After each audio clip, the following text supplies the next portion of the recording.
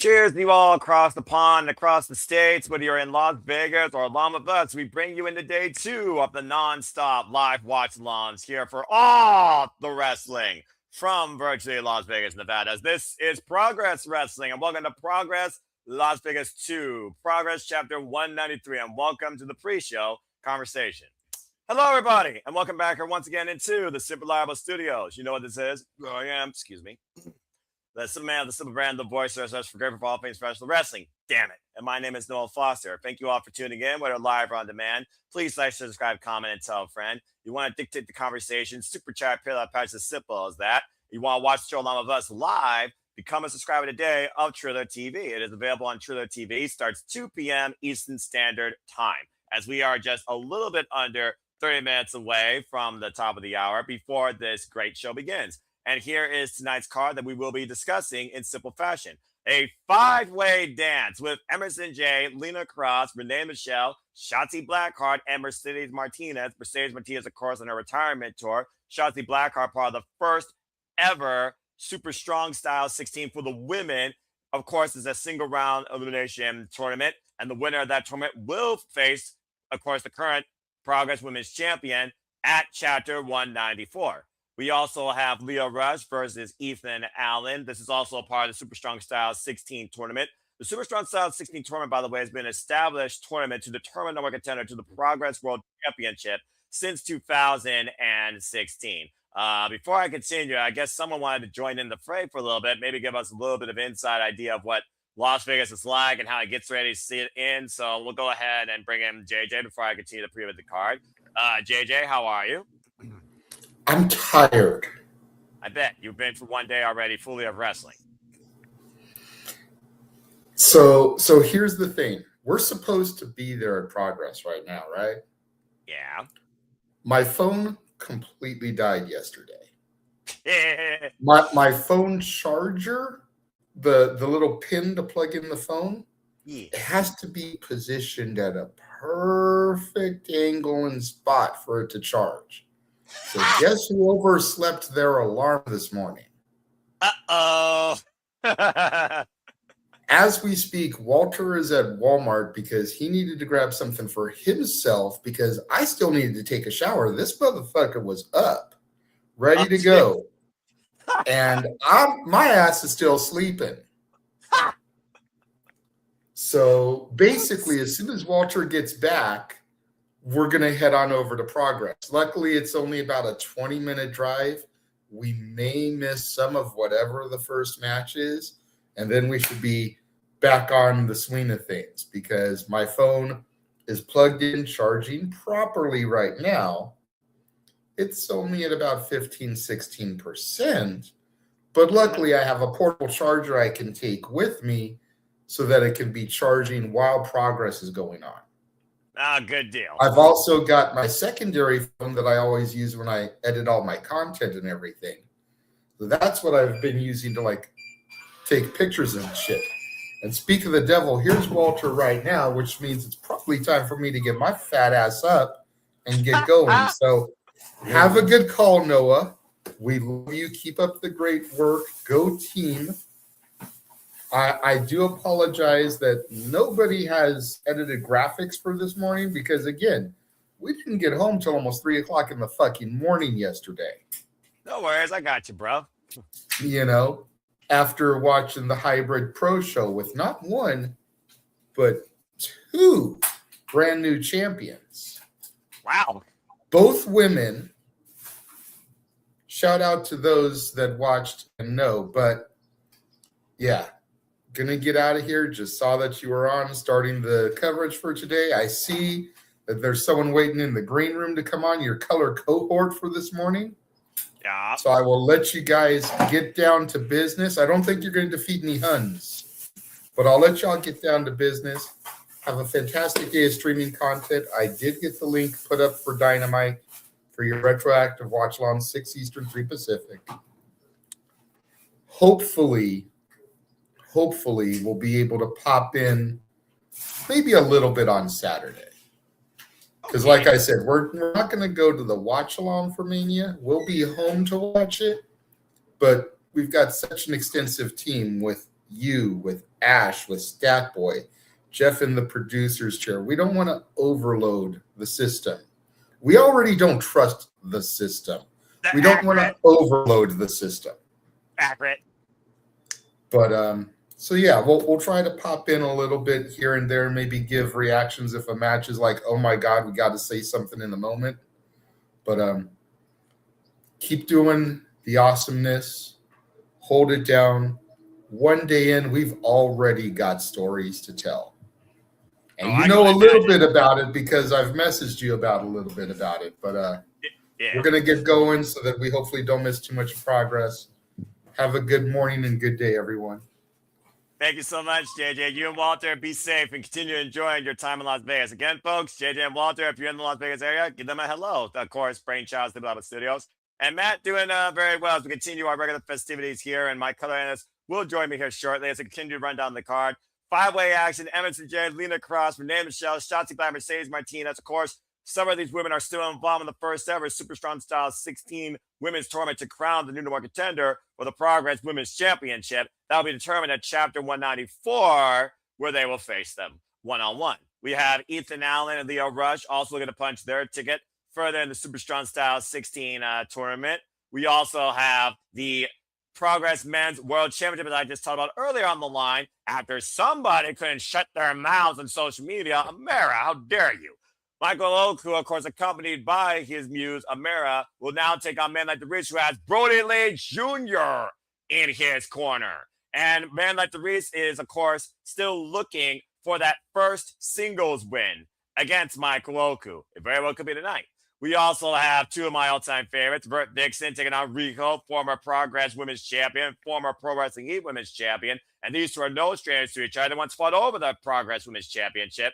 Vert Vixen, of course, one of the best to come out of the Texas area, looking to level up tonight and also punch her ticket one step closer towards the Progress Women's Championship. We also have why. Here's why. Simon Miller goes one-on-one with Derek Jones, very familiar name, of course, to Progress Wrestling. We have a $100,000 challenge match for the Progress Proteus Championship as the mercenary Paul Walter Hauser defends the gold against Big Damo. I expect a lot of insanity during this match. And last but not least, in no particular order, Subculture. You might remember them from NXT UK, from TNA, one of the well-known teams across the UK area. Whether you looked at Waypoint Wrestling, they take on Kuro and LJ Cleric, who do not have nearly as much tattoo experience as the other side, but still should be a fun match. And that is our card for this afternoon for Progress Wrestling. Shout out to Papa Gino in the chat. More wrestling, dude. This is the first of four watch-alongs that I'm leading. Speaking of which, allow me to bring you all up to today's itinerary from the Super Reliable Studios. You are, of course, getting ready to tune in with us for Progress Wrestling. Then following that, we'll be back later this evening at 6 p.m. Eastern Standard Time, which you heard from JJ, with a retro watch-along for AEW Dynamite Spring Breakthrough. I am #Perfect. I know nothing what happened last night, so this should be very fun. Then me and Jeff Mutter from Meach will also be on the call looking at the future of the WWE with the WWE ID Showcase presented by FSW, where, of course, the WID Women's Champion, Lena will be defending her title. And, of course, we'll transition from there into House of Glory, where we know Charlie will go after Shotzi Blackheart's House of Glory Championship. And we'll conclude things into early Friday morning with Ladies Night Out 16 as Jasmine O'Rourke, who's successfully retained her Ladies Night Out Championship last night against Alejandra Quintanilla, will defend that title. You're nice, about to say. Yeah, Paul Walter Hauser likes doing crazy stuff, and I don't think it gets crazier than taking on Big Damo with $100,000 on the line. I'm not necessarily sure what to expect from this match, except maybe a fun car wreck. For those that are wondering, the Progress Proteus Championship, Paul Walter Hauser is the third champion in this title's history. He took it from Simon Miller. Why? Here's why. The first champion go all the way back to Paul Robertson. He currently has held this title now for 364 days. He's been involved in a lumberjack strap match. Fans bring the weapon fatal 4-way. He defended against Slim J. Remember that name from Ring of Honor in a bygone life, folks. And he actually won this title in a Progress Proteus title fatal 5-way. So again, don't underestimate Paul Walter Hauser when it comes to taking on Big Damo. Except his moveset just to be noticed. I mean, they should know what they're dealing with, Gino, when it comes to this guy. I'm just saying. Regardless, I'm curious to see if Big Damo, y'all might remember him, of course, from Sanity and the Black and Gold NXT. My NXT! I'm very curious to see if Big Damo surprises us here and we get a new Proteus champion. There is no prior history, by the way, with these two men regarding this title or any point in their wrestling careers facing off against each other. And that's just one of the main matches we're going to see tonight. Why don't we go ahead, though, and look towards the women? This right here was the number one reason I wanted to call this. Shout out to Vert, Vixen, one of my favorites is watched on the Independents. Leading agent of the Independents, in my opinion. Former Rose Wrestling Association Women's Champion. Stand out from Texas. But if you want to put women's wrestling and British wrestling in the same sentence, look no further than Rhio. Rhio, who, of course, the leader of the pack, as I said before, former Progress Women's Champion. Now, both of these women involved in the first ever women's Strong Style 16 tournament. For those that don't know, the remaining competitors are still Shotzi Blackheart, L.A. Taylor, Stephanie Mays, Rhio and Vert Vixen. The winner of this match will face Stephanie Mays in the next round. Kanji, Emersyn J, who you saw from that fatal five-way. Giselle Shaw versus Billy Stars will determine the last, of course, of the opening round. And the winner of that match will take on Sky Smithson. Regardless, Rhio and Vert Vixen, though, have a very tumultuous and competitive history. It's almost like a tale of two tales. Both women, of course, coming in with a background in Taekwondo. As I said, Vert Vixen, stand out across Texas, current BTW Women's Champion, current Sabotage Tag Team, former New Texas Pro VIP, Spark Joshi Champion. And Rhio, insert promotion here, what it was, Pro Wrestling Eve, ICW, which she's still champion right now, by the way. And, of course, former Progress Women's Champion, but hasn't held that title, though, since last year when she lost it in October. There's no doubt in my mind that Rhio wants her gold back. But I'm very curious to see Vert Vixen try to get the first singles win over Rhio as well. So this is going to be definitely a very fun match to watch. And, of course, we continue our way through this card. As I said earlier, Mercedes Martinez on her retirement tour. No stranger to Progress as well. Emersyn J, formerly known as Sammy J, former Progress Women's Champion in her own right. Lena Krause looking to make her way through Progress Wrestling. It's the first time she's been here either. Renee Michelle, this will be her Progress debut. She's a standout, though, on the Independents, and Las Vegas might as well be Shotzi's ball pick considering how many shows that she's going to be a part of. Again, it's a fatal five-way match. First pinfall submission will win as Shotzi looks to prove a point against others in the Super Strong Style 16 with a big win tonight. So again, take your pick towards that one, folks. And again, my color analyst, James Hebert, will join me here shortly as we get ready for the show. We have 17 minutes and 10 seconds. I want to give a shout out, by the way, and a thank you to Polder Mania for all the great interaction we had with their talent and covering that show last night. Again, you can watch it on demand now on either Triller TV or Title Match Network. Shout out to Ed Laredo and everyone who did incredible work on that Ultimate Showcase last night. Really kicking off every show for the Las Vegas week. Again, Polder Mania. I look forward to next time we cover it. Again, go check out our watch along in demand.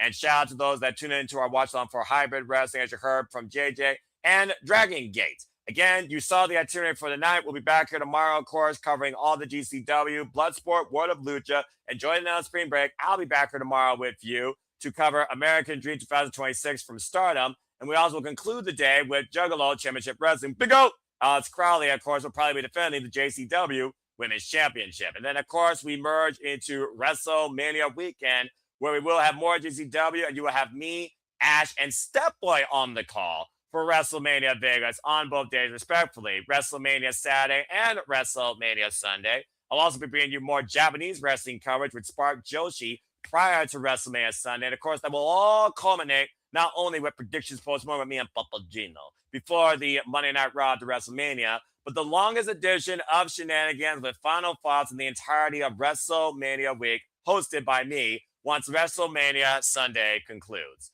And that's everything that's ahead here at the Simple Level Studios. Again, we just get ready here about 15 minutes before we get to the show. So again, what has been your favorite things you've seen so far? Are you a fan of Progress Wrestling? Have you watched Progress Wrestling at some point? Do you recognize the names Pete Dunne, Tyler Bate, Trent Seven, Saxton Huxley? Just a few names you might remember from, I don't know, NXT UK. You're looking at their stomping grounds, so that we're coming for the first time ever to try to bring you more wrestling than ever this week, covering all the wrestling across all different promotions. So I hope that you all continue to enjoy. And again, please like, subscribe, comment, and tell a friend. And again, Gino, it's great to see you in the chat. Hope you had a great episode last night. Go follow Papa Gino's YouTube channel and go look at Major Push Wrestling, where last night they discussed both night 1 and night 2 of WrestleMania. And I look forward to being back on that forum with Papa Gino again here real soon.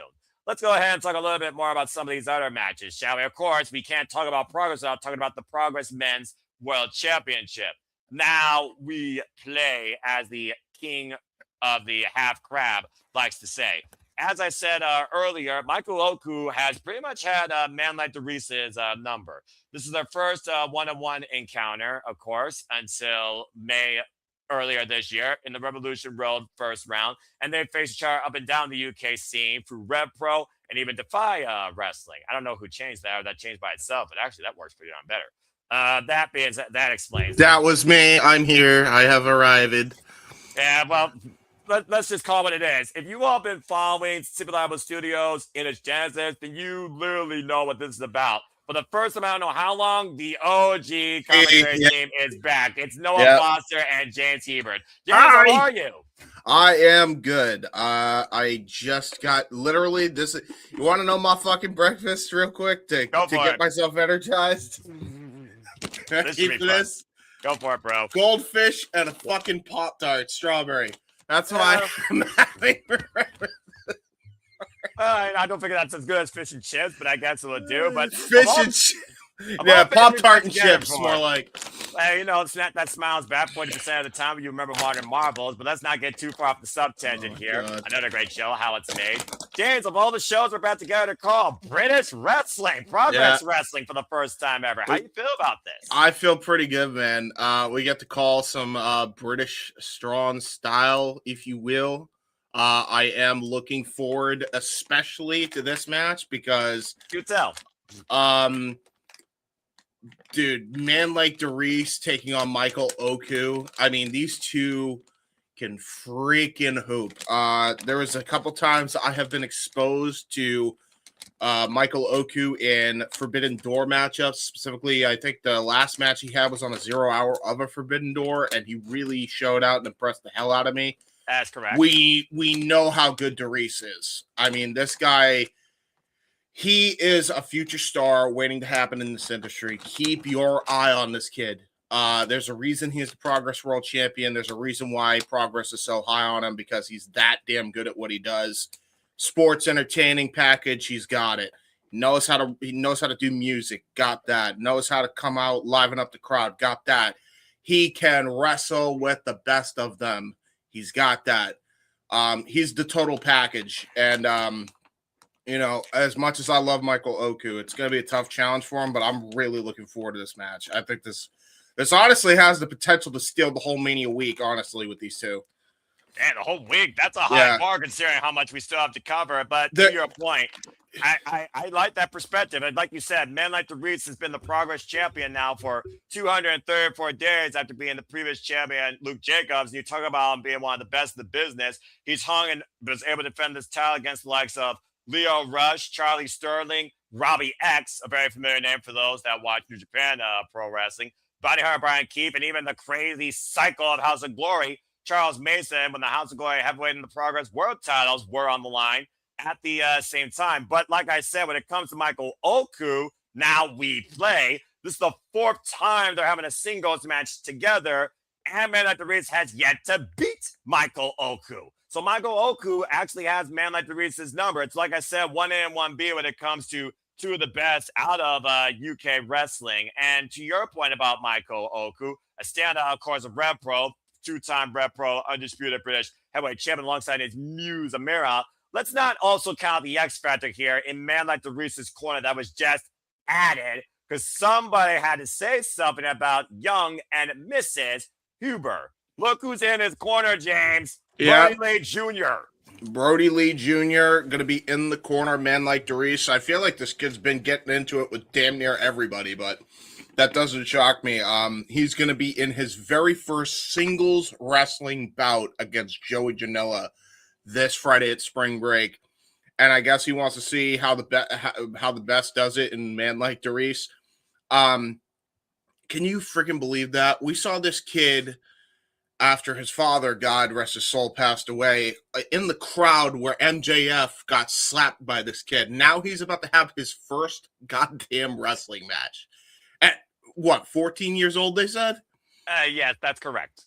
What the fuck, man? Wrestling, man. Only in wrestling. Look, if one thing we've learned, and you don't even need to watch Japan to know it, you could literally become a wrestling standout to become a prodigy at any age, practically. That's double digits, unless you literally try and start wrestling or get a fix on wrestling when you're 8 years old, like Izzy Moreno, who just won last night at Polar Mania. But Blake, you might want to watch out. But nonetheless, here, again, more often than not, these two have shared time through Rev Pro. But this is actually the first encounter in progress. So that might play, to your point, to man like Dereiss's advantage to finally get the better of the king of the Boston, of the half crab. Yeah, and there's no better person that can apply that finisher than Michael Oku. The only one that could possibly rival him is Dereiss, who has been utilizing that submission as of late as well. So yeah, will be interesting to see. Well, as we look at the Progress World Championship for the men, let's look towards the Progress Women's Championship. While it's not on the line, we have a former Progress Women's Champion looking to get back that title against a very formidable rival, one of my favorites, Vert Vixen.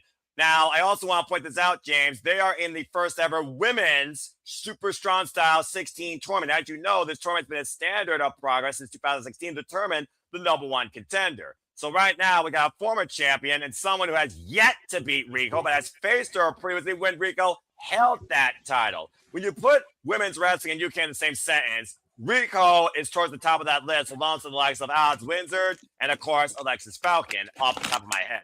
Vert Vixen, she's been a trailblazer and a star on the independent scene in and out of Texas and all over the world. So what do you think about this one-on-one match?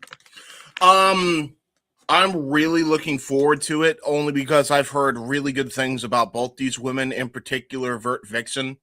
But I've heard really good things about this Rhio as well. I'm not confusing it with the Rhio in AEW. No. Yeah, these two are gonna hoop. I've heard a lot about them. This is my first time seeing them both in the ring. So I think this should be a hell of a matchup. So that's my thoughts on that. And of course, the winner of this match, for those that are wondering, currently looking at the bracket of the tournament, they will go on to take on Stephanie Mays in the next round. And the finals of this tournament will take place at Chapter 194 at Super Strong Style 16, how eloquently put. And the winner of that, of course, will take on the Progress Women's Champion. And again, like I said, Rico has not held this title since 2024. The current champion right now is the witchy bitch, Alexis Falcon, who just beat Alex Windsor for the Rev Pro Undisputed Women's Cruiserweight Champions. Right now, Alexis Falcon's taking over the UK, it feels like. Yep. Yeah, Alexis Falcon's been on fire as well. I recently just discovered a couple of her highlight reels. She's damn good, bro. She's really, really good. Yeah, and you can follow more of her and Rico and the amazing women's side of wrestling in the UK by looking at Pro Wrestling Eve today. They just had a great show, Bruised and Battered, with the likes of Megan Bain, Hyperactive, Sapphire Reed, Anita Van, and so much more. Go check out that show today. Become a member on YouTube to the Pro Wrestling Eve YouTube channel. And that being said, speaking more about women in wrestling, looking at the Super Strong Style 16, take a look at this dance, James, including the soon-to-retire Mercedes Martinez. Shotzi Blackheart, of course, is also part of the Super Strong Style. Bob, and I have to correct you, good sir. New Pro Wrestling Unplugged Women's World Champion, first ever, Mercedes Martinez. Congratulations. Yeah, course, in a retirement run, wins another first. I mean, we can't be surprised by the woman here that has been a trailblazer of the game now for 25 plus years. But nonetheless, Shotzi Blackheart was just added into the equation. So I do wonder that plays in her favor, coming off that loss to Brittany Blake last night at Polar Mania, of course, for the Polar Mania Championship. And we know she will be defending the House of Glory Women's Championship tonight against Charlie. But nonetheless, we got AEW, Emersyn J, also standout. You, of course, have also seen her in GCW. We got Renee Michelle, who's actually making her Progress debut, but as a rising freelancer. And like I said, Mercedes Martinez offers the most experience, and that might be the biggest factor. What do you think about this five-way dance? I know everybody in this match besides Renee. I have Renee no Michelle doubt has been involved in Progress 3 other times, including against the likes of Session Mark Martinez, the new Pro Wrestling Eve champion, and Rhio. Yeah, honestly, I'm really looking forward to this. This should be a really good matchup. Considering the other caliber of talent that I do know is involved. Lena Kross, current AEW Women's Tag Team Champion. You got Emersyn, Jayne.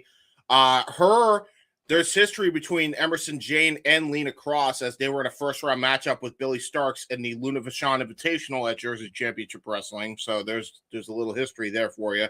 Shotzi and Mercedes, I believe, also have a history going back all the way to Shimmer. Yep. So these two definitely revisiting those old wounds, and yeah, you got a little bit of old guard and a little bit of new guard here. So I like the looks of this matchup a lot. And Emersyn Jayne, of course, is still involved in the Super Strong Style 16. She will have her first round match against Holly Barlow in the near future. Winner of that will take on Kenji. But either way, I'm very curious to see who makes a statement towards the Progress Women's Championship, or even may affect the Super Strong Style 16. Imagine if Shotzi or Amazon take out each other. Yeah, true. That's it. It's a very real possibility. Why? Here's why. Because I say this. You recognize this gentleman, James. Simon Miller is going one-on-one against Danny Jones. Of course, Simon Miller, also a standard of Progress Wrestling and the UK. The ups and downs for those that know. So, James, I'm not going to say another word. Your thoughts on this?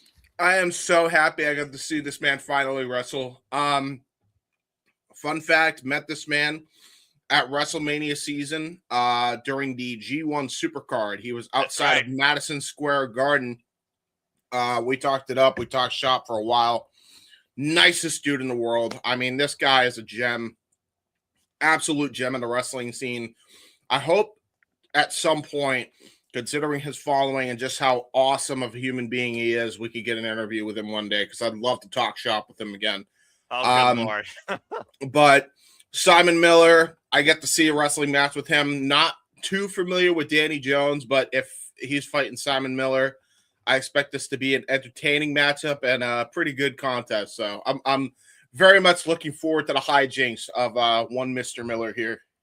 The fact that Danny Jones hasn't been involved in Progress Wrestling since 2022, taking on Simon Miller for the first time ever. And the last time these two faced each other was a cluster F type battle royal in some promotion. Simon Miller, though, he's been constantly involved in Progress since 2022. And of course, held that title I was just talking about earlier, that Proteus championship. And I do wonder what either man hopes to gain from this first time ever one-on-one encounter. He must have said something online that pissed him off. Yeah, probably. That's all he does. I mean, you know. I'm shocked that... At least I know it's not an ups and downs match. I'm shocked we haven't seen Paul Walter Hauser versus Simon Miller yet. Like, I feel like that's coming. Well, if he holds on to the Progress Proteus Championship against Big Damo, you very well could be right, considering it was a fatal five-way that Paul Hauser got that title off the previous champion, Simon Miller. The freaking mercenary Paul Hauser, as he calls himself, taking on Big Damo. Expect everything, folks, of this insanity. What do you think about this match, James? And Paul Walter again, he's fearless, but he's also reckless. He's already been involved in a lumberjack and a fans bring weapons match. So there's no telling what's going to happen tonight with these two. Man, I'll tell you this much. I love Paul Walter Hauser. I think he definitely is tougher than a $2 steak. Yeah, I think he's tougher than a lot of people give him credit for.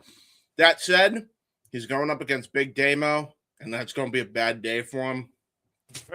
I would not be shocked if Damo takes it here. Really? Yeah. All right. Maybe, a little bit of a quick thought there. And we also had the Gracies. Speaking of the Super Strong Style 16 for the men, Ethan Allen is going one-on-one against Lio Rush. Might as well be the definition of a golem here. Lio Rush and Ethan Allen, the winner of this match, will go on to take on Charlie Sterling. It's a first time ever one-on-one encounter. I just got to ask you straight up. What do you think about Lio Rush's change lately in his character, James? It's not necessarily the black heart. It's almost like someone possessed. And I don't know what he's necessarily possessed from, but what have you thought about Lio Rush's metamorphosis since coming back to wrestling? I think that this is a black heart in like a new form. I think this is final version Blackheart without the goo. I like it. I think it's a really good reinvention of himself. I think he definitely got people talking. I do not hate it. It's different, to say And the least. if you're going up against Lio Rush, you have to be good at what you do. And considering that Ethan Allen's a champion, I expect that these two are going to have a banger. Well, as the countdown hits 0, let's go ahead and get into this banger because it's now time for Progress Chapter 193, Las Vegas 2.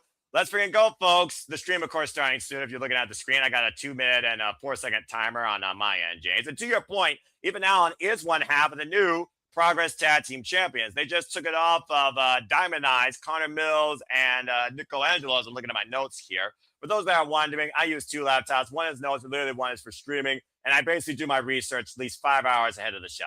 That being said, I'm very curious to see if Lio Rush leaves a lasting impression against Ethan Allen and surprises us making his way forward in the Super Strong Style 16. All right, so we got a minute and 30 seconds. Y'all want to watch along with us? We get ready for Progress Wrestling here. Yes, James? You're muted. Botch. Real quick, I am at 142. Oh, okay. So what pause wherever you're at. What the hell? It just reset on me. What the frick? I was at 120 and went up to 2 minutes. They must be really trying to make sure. Do we got everything in order? Okay, yeah. All right, well, just pause it wherever it is. Okay, well, either way, we'll just continue shooting the breeze. We still have one more match to talk about. I'm at a minute and 45 seconds. Let me know when you're at that. Speaking of one last match, and speaking of tag team matches, here is Subculture taking on It's a Beautiful Hype, Kuro and LJ Cleary. Kuro and LJ Cleary have not teamed nearly as long. Yes. You can unpause. It reset on me too. Never mind. Continue.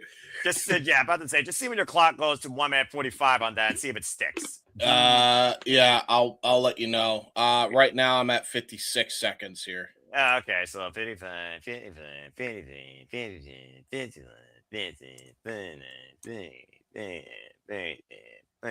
Okay, there we go. We should be good now, unless it's recessing us again, but we should be fine. Technical difficulties, as always, the main Triller TV. What are you going to do? But anyway, James, we followed Subculture through all across the pond, whether it was NXT UK, whether it was TNA, whether it was, I think, their own promotion, I believe it's called Crash Wrestling. Yeah, they're really good. Big opportunity, though, Subculture. Mark Andrews, you put Mark Andrews and Progress Wrestling in the same sentence. He's probably been there since chapter 1. So. Yeah, man, he's the heart and soul of this. He's the heart and soul of this brand, 100%, no doubt about it. Really looking forward to this one. I think this is going to be a really good tag match. I'm not sure about It's a Beautiful Hype. No idea who a Beautiful Hype is, but I'll say that. If you're fighting Subculture, you're damn good at what you do in the ring, and we know Progress does not have slouches in the middle of that ring. So, hell no. And of course, Mark Andrews was part of the first ever tag team champions, FSU, with Eddie Dennis. So again, and thinking about the launch of history with him and the Mod Father, or another Wingo Star, Flash Morgan Webster, the man of 3 names, it's hard to argue against Subculture in this match. Yeah, I agree. I don't think there's going to be there's much in the way of defeat there. I think it's going to be Subculture all the way. But hey, I thought that about a lot of matches, and then there was a lot of upsets on the last 2 cards. But we shall see how it goes here as we get ready. SoCal Val is in the ring. All right, I'll let you know when I see that. As Progress Wrestling just counted down me. 3, 2, 1. Let's freaking go inside the horseshoe and see what's about to happen here, shall we? Oh, it's gonna be fun. First time ever covering Progress Wrestling. I've been waiting to cover more UK wrestling, honestly, since NXT UK. But then again, for what it did to the UK scene, maybe it was for the best. Yeah, really. The sad state of affairs, considering all the potential there. And again, ICW is still a thing. And so ICW was the only one that pretty much survived. As we got a little cold opener here. This is energy, emotion, passion. And again, folks, use the hashtag Progress Wrestling to be part Let me know when of you the see conversation. This is Progress. Let me know. This is art. This is violence, heartbreak, stories, passion, brutality, chaos, fun, action, drama, theater, strong style wrestling. This is Progress Wrestling. Here we go. There we go. Black screen. And there is SoCal Val in the middle of the ring. We got synced up. I gotta love SoCal Val. Standing room only. Again, We folks, may- welcome in. We may be a minute behind everybody else, just FYI, so don't spoil if you can help it. We're only like a Progress minute chance. behind everybody else, so just keep that in They're mind. aware how this works, James. As we're in the Yeah. Horseshoe Las Vegas, and we hear Progress chants rating out. Again, folks, welcome in to our watch along for Progress Las Vegas 2 to the 193. I'm very curious to see what kicks this card off.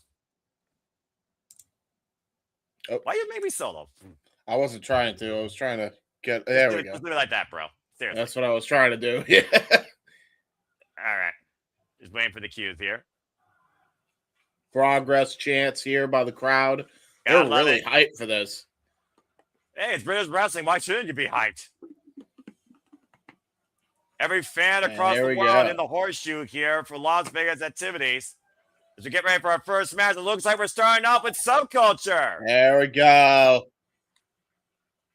And hello, everybody, and welcome There again we go. to the Super Reliable Studios. Noah Foster and James Hebert, your OG commentary team, back together, and I don't know how long, and it feels really good covering British wrestling. Thank you all for tuning in. Please subscribe, comment, tell a friend. If you want to take the conversation, super chat about pages as simple as that. And again, Progress Wrestling, a leading promotion from the UK since 2012, as we got Mark Andrews, who's been there since Chapter 1, alongside Flash Morgan Webster to kick things off.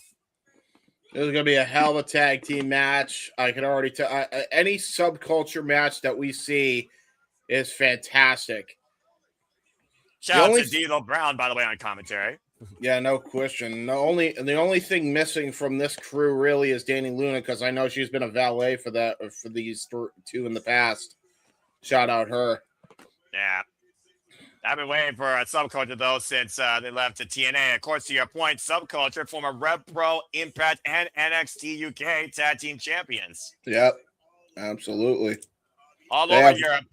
They have won gold all over the world in multiple different promotions. I think even in I think they even won gold when they did the original relaunch of I think they were going to be slated to win gold, or did win gold in that reslate of the show that NXT UK was competing with.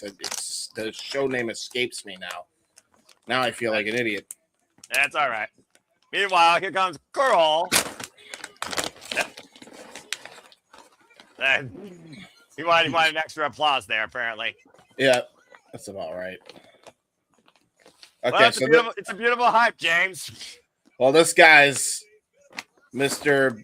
Is he beautiful or hype? Unique replacement here. Again, this is not the standard tag team partner for LJ Cleary, but of course, Kuro right here, known as Mr. Hype. How fitting. Been involved in the business now professionally for a little bit over 6 years. Mm-hmm. Doing his own presentation, of course, with his own pizzazz, per se. Last time he was involved in Progress was a singles loss against Mike D. Pistachio last year in April at Las Vegas 1. So back-to-back years he's coming to this event.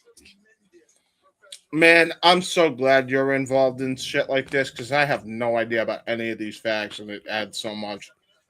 Yeah, about to say, we're just waiting for, we're going to get our entrance by him. And again, he's been in a tag team before here in Progress. He was teaming alongside Angie Blanc for the Progress Tag Team Championships. Lost against the Smoking Aces, Charlie Sterling and Nick Riley. And now they're going back for a third. What are you doing? I think this is technically a fourth entrance. I lost count, James. All right.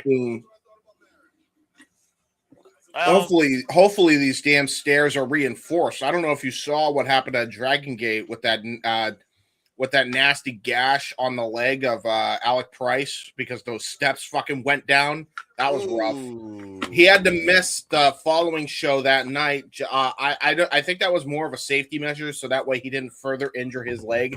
I don't think his leg was injured that bad, because he was hopping around. He was doing his usual moves fine. But I think everybody figured, you know what, you don't need to risk any further injury, because we have a huge 6-man tag at the Joey Janela Spring Break. Skip the PWU show, you know. I'll team with Flying Ryan is what I think Oliver said. I'm hoping, with everybody making fun of how raggedy those steps were the entire night, I pray that he's okay. That's fair. But you never know. LJ Cleary, of course, former tag team champion alongside Rich Swann and Sammy D across multiple promotions. No stranger to tag team wrestling. For those that are wondering, LJ Cleary is in the black and pink, and Kuro is in the unique pants attire. Leave it to LJ Cleary, a dancing fool, to be teaming up with guys like Rich Swann, who is also a dancing fool. And I love dancing fools. I mean, it's a sort of different hype if you think about it. Sure. Mark Andrews and Cleary starting things off here with a wrist lock here. And again, Flash Morgan Webster just noticed as escape out there. I mean, talk about the range, by the way, of tag team experience that Subculture clearly has over LJ Cleary and Kuro. Agreed, Gino. Agreed, by the way. Will you don't stop that? The hammerlock in the arm right there and the roll up. Nice smile by Crucifix for 1 count. Brilliant chain wrestling by both individuals here. Already, Kuro has made a fan out of me just with his wrestling style outright. Brilliantly done.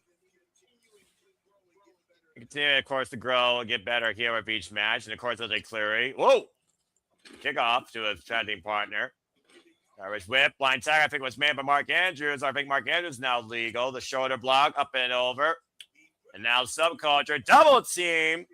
Nice hip toss. Here, lifting his partner over. Standing moves on elbow drop combinations to cover and kick out of 2. Absolute textbook Subculture offense right there. We've seen that combination multiple times. And again, it's so clean, so crisp. Now we get a tag to LJ Cleary. First time we see him in the matchup here. That's Kuro, James. LJ Cleary was the other guy you saw that was Mr. Flamboyant. Got you. I'm sorry. Yeah, that's all right. You know, it's easy to be confused, especially when you not recognize the talents. And again, this is also not a standard tag team that we are used to seeing, especially with one LJ Cleary. Kuro now. Again, great awareness, though. Good agility by Mark Andrews. Now off the ropes. Again, great agility shown there by Kuro right now. Catching with a boot from the side. Posting him up. And Dolph! Nice full throttle into the drop kick. There you go. A good drop kick. We just saw that in perfect synchronization there. Yeah, easy for you to say, right? Yeah, really. About to say, if you're going to make an impression Las Vegas week, this is the time to do it. And again, like I said, Kuro has been at this stage before, 2 years in a row. Tag made now. The Flash Morgan Webster, top fake kick along the leg. The follow-up dropping and dragon screw across the second rope to Kuro. And now going to go for a nice reverse senton driver. Cover, 2 count only. I really like that little combination offense because they did the tiger feint kick to the back of the knee, then they hit a foot DDT and drop kick combination. I don't think I've seen Subculture do that, but they should employ offense like that more often. Look at this, though, as LJ clearly distracts the referee. I mean, sometimes you got to do that for just the benefit of the match or your own partner. Now, Kuro trying to take control. Big boot wipes Mark Andrews out. And again, the unfamiliarity with these two, considering they've only tagged alongside each other 2 other times in their careers. And now Mr. Beautiful Life here. Beautiful Life. LJ clearly with a little beautiful elbow drop. 2.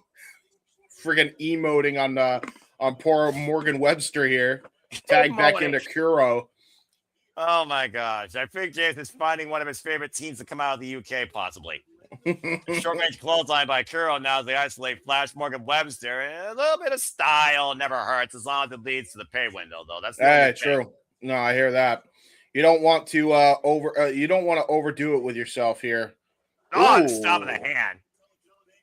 That was pretty intelligent thinking there by Kuro, just stopping on the head. Last time these two tagged together, ironically enough, was back in February in the Bodyzoy promotion, by the way, coming off a loss against the VCC. And the Irish Whip and Mark Andrews gets the boot up. And like I said, Mark Andrews, synonymous with progress, been here since chapter 1. Tag me to Mark Andrews as I say that. Wow. Great moonsault by Mark Andrews. Nice forearm drop there. LJ clearly, here we go. Hot tag incoming. Combination offense right now, just ping-ponging LJ Cleary and Kuro going up the ropes. Though ducks leads the banner, slide delay, overhead parallel, wiping elbow. That was brilliant. The Matrix maneuver, able to dodge those double lariats. Here comes Mark Andrews. Nice victory roll. The double stomp. There you go. It's the midsection of AJ clearing again. I forgot who was legal, by the way. Never suplex Mark Andrews. No. Yeah, never suplex Mark Andrews because he can hit you with that stunner every effing time. How long have you been waiting to say that again? Yeah, it's been a long time. About to say, Mr. Flying right now, the Lightning Kid. Again, LJ, though, great move here. Standing waist like applied. Flash Morgan Webster, though, might be planning something here with his partner. Gets the boot up. Blind tag made to Flash Morgan Webster. Up and around. Tornado DDT. Caught, though. Hoisted up. Into a Falcon Arrow. Cover. Two. The deal. Kick at it, too. Very good. Very good strategy. Instead of opting to go for the Tornado DDT, immediately goes for the assisted flatliner. Flash Morgan Webster absolutely showing why him and Mark Andrews are a well-oiled machine. About the definition of tag team wrestling and UK in the same sense, the South Wales connection, aka Subculture. Kuro tried to come into play, though AJ Cleary catching Flash Morgan Webster and Itaguri. And Mark Andrews out of the corner. I think Subculture was going to try to go for Skull and Bones and got caught with their pants down a little bit there. And now they have been compared to the most machine guns. Nice cannonball out of the corner by Kuro. Angle reverse rotation cannonball, James. Oh, God. And now look at this. Gonna go for the Tombstone Meltzer driver. Bastard driver combination. Cover two. Oh. Ooh. Mark Andrews able to kick out of that combination offense. To your point, the stuffed package pile driver. Yeah, it was a drop kick to the lower spine into the bastard driver by Kuro. Look at this again. Right to the spine, then right to the neck, just completely compressing that spine, possibly maybe even incapacitated the Lightning Kid, to your point. And Mark Andrews right now trying to recover here. Chronology clear once again, going for the double team. Hoisted up and over. Flash Morgan eliminated partner. Now all four men just teeing off here. Yeah, here we go. We got a bit of a Donnybrook here. How fitting, considering we're talking about progress.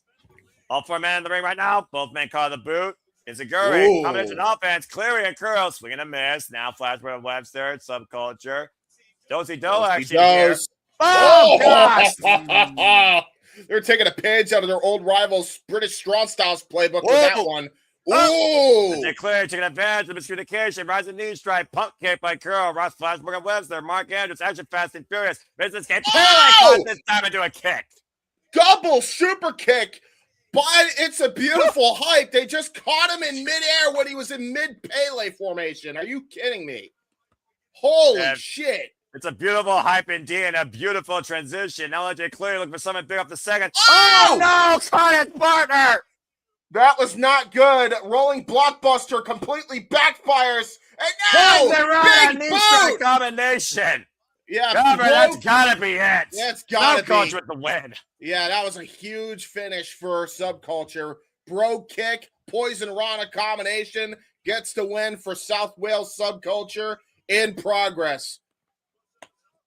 Yeah, that was more than for Subculture to get the win here tonight against a very hyped up duo for a first time attacking count. Take a look at the replay of this finisher, James. Jeez. Such a good finish.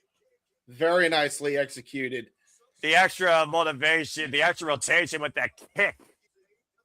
Double impact to the head and face. Well done by Flash Morgan Webster and Mark Andrews. Yeah, the thing about what just happened there with It's a Beautiful Hype is when you're in mid-air like that, mid-rotation, you just go for it regardless. Because if you don't go for it, you risk injury. So at that point, you don't even know, and everything's a blur when you try to go for a maneuver like that. So that's probably what happened to poor It's a Beautiful Hype there. Humongous miscommunication that probably cost him in the end there. Still, great win for Subculture. I'm sure it's not the last time we'll see them on the strip. I hope not. I hope that's not the last time we see them in the Collective and GCW period. I would love to see them versus YDNP. God, book that match, please. Well, again, you never know. And, of course, we continue here. Progress Wrestling, bringing back, as we talked about earlier, one of the most prolific standards of their company, the Super Strong Style 16. 32 competitors, only one winner. The first round match is taking place all over the world. And, of course, the winner of this match, 8 from each tournament, by the way, bowed out in iconic moments in the ballroom. This is one of the most historic running tournaments, of course, in the UK, the Super Strong Style 16, as you see there. You can watch it more on March 24th. You go to SoCal for our next match. There's a name I have not heard in a while, In the Ring. Yeah, really. By the way, just for simplicity's sake, you might want to remove on the images the match that we just did. That way we don't. Oh yeah, I always do that. Yeah. Let's go to our next match. What we got? Continuing moving forward here at GCW Collective, live from the Horseshoe as you are watching along with us at Studios, and you are watching this show with us as well, supporting Progress Wrestling for Trailer TV. And it looks like, James. Oh boy. Why? Here's why. The man, Simon Miller. From London, England.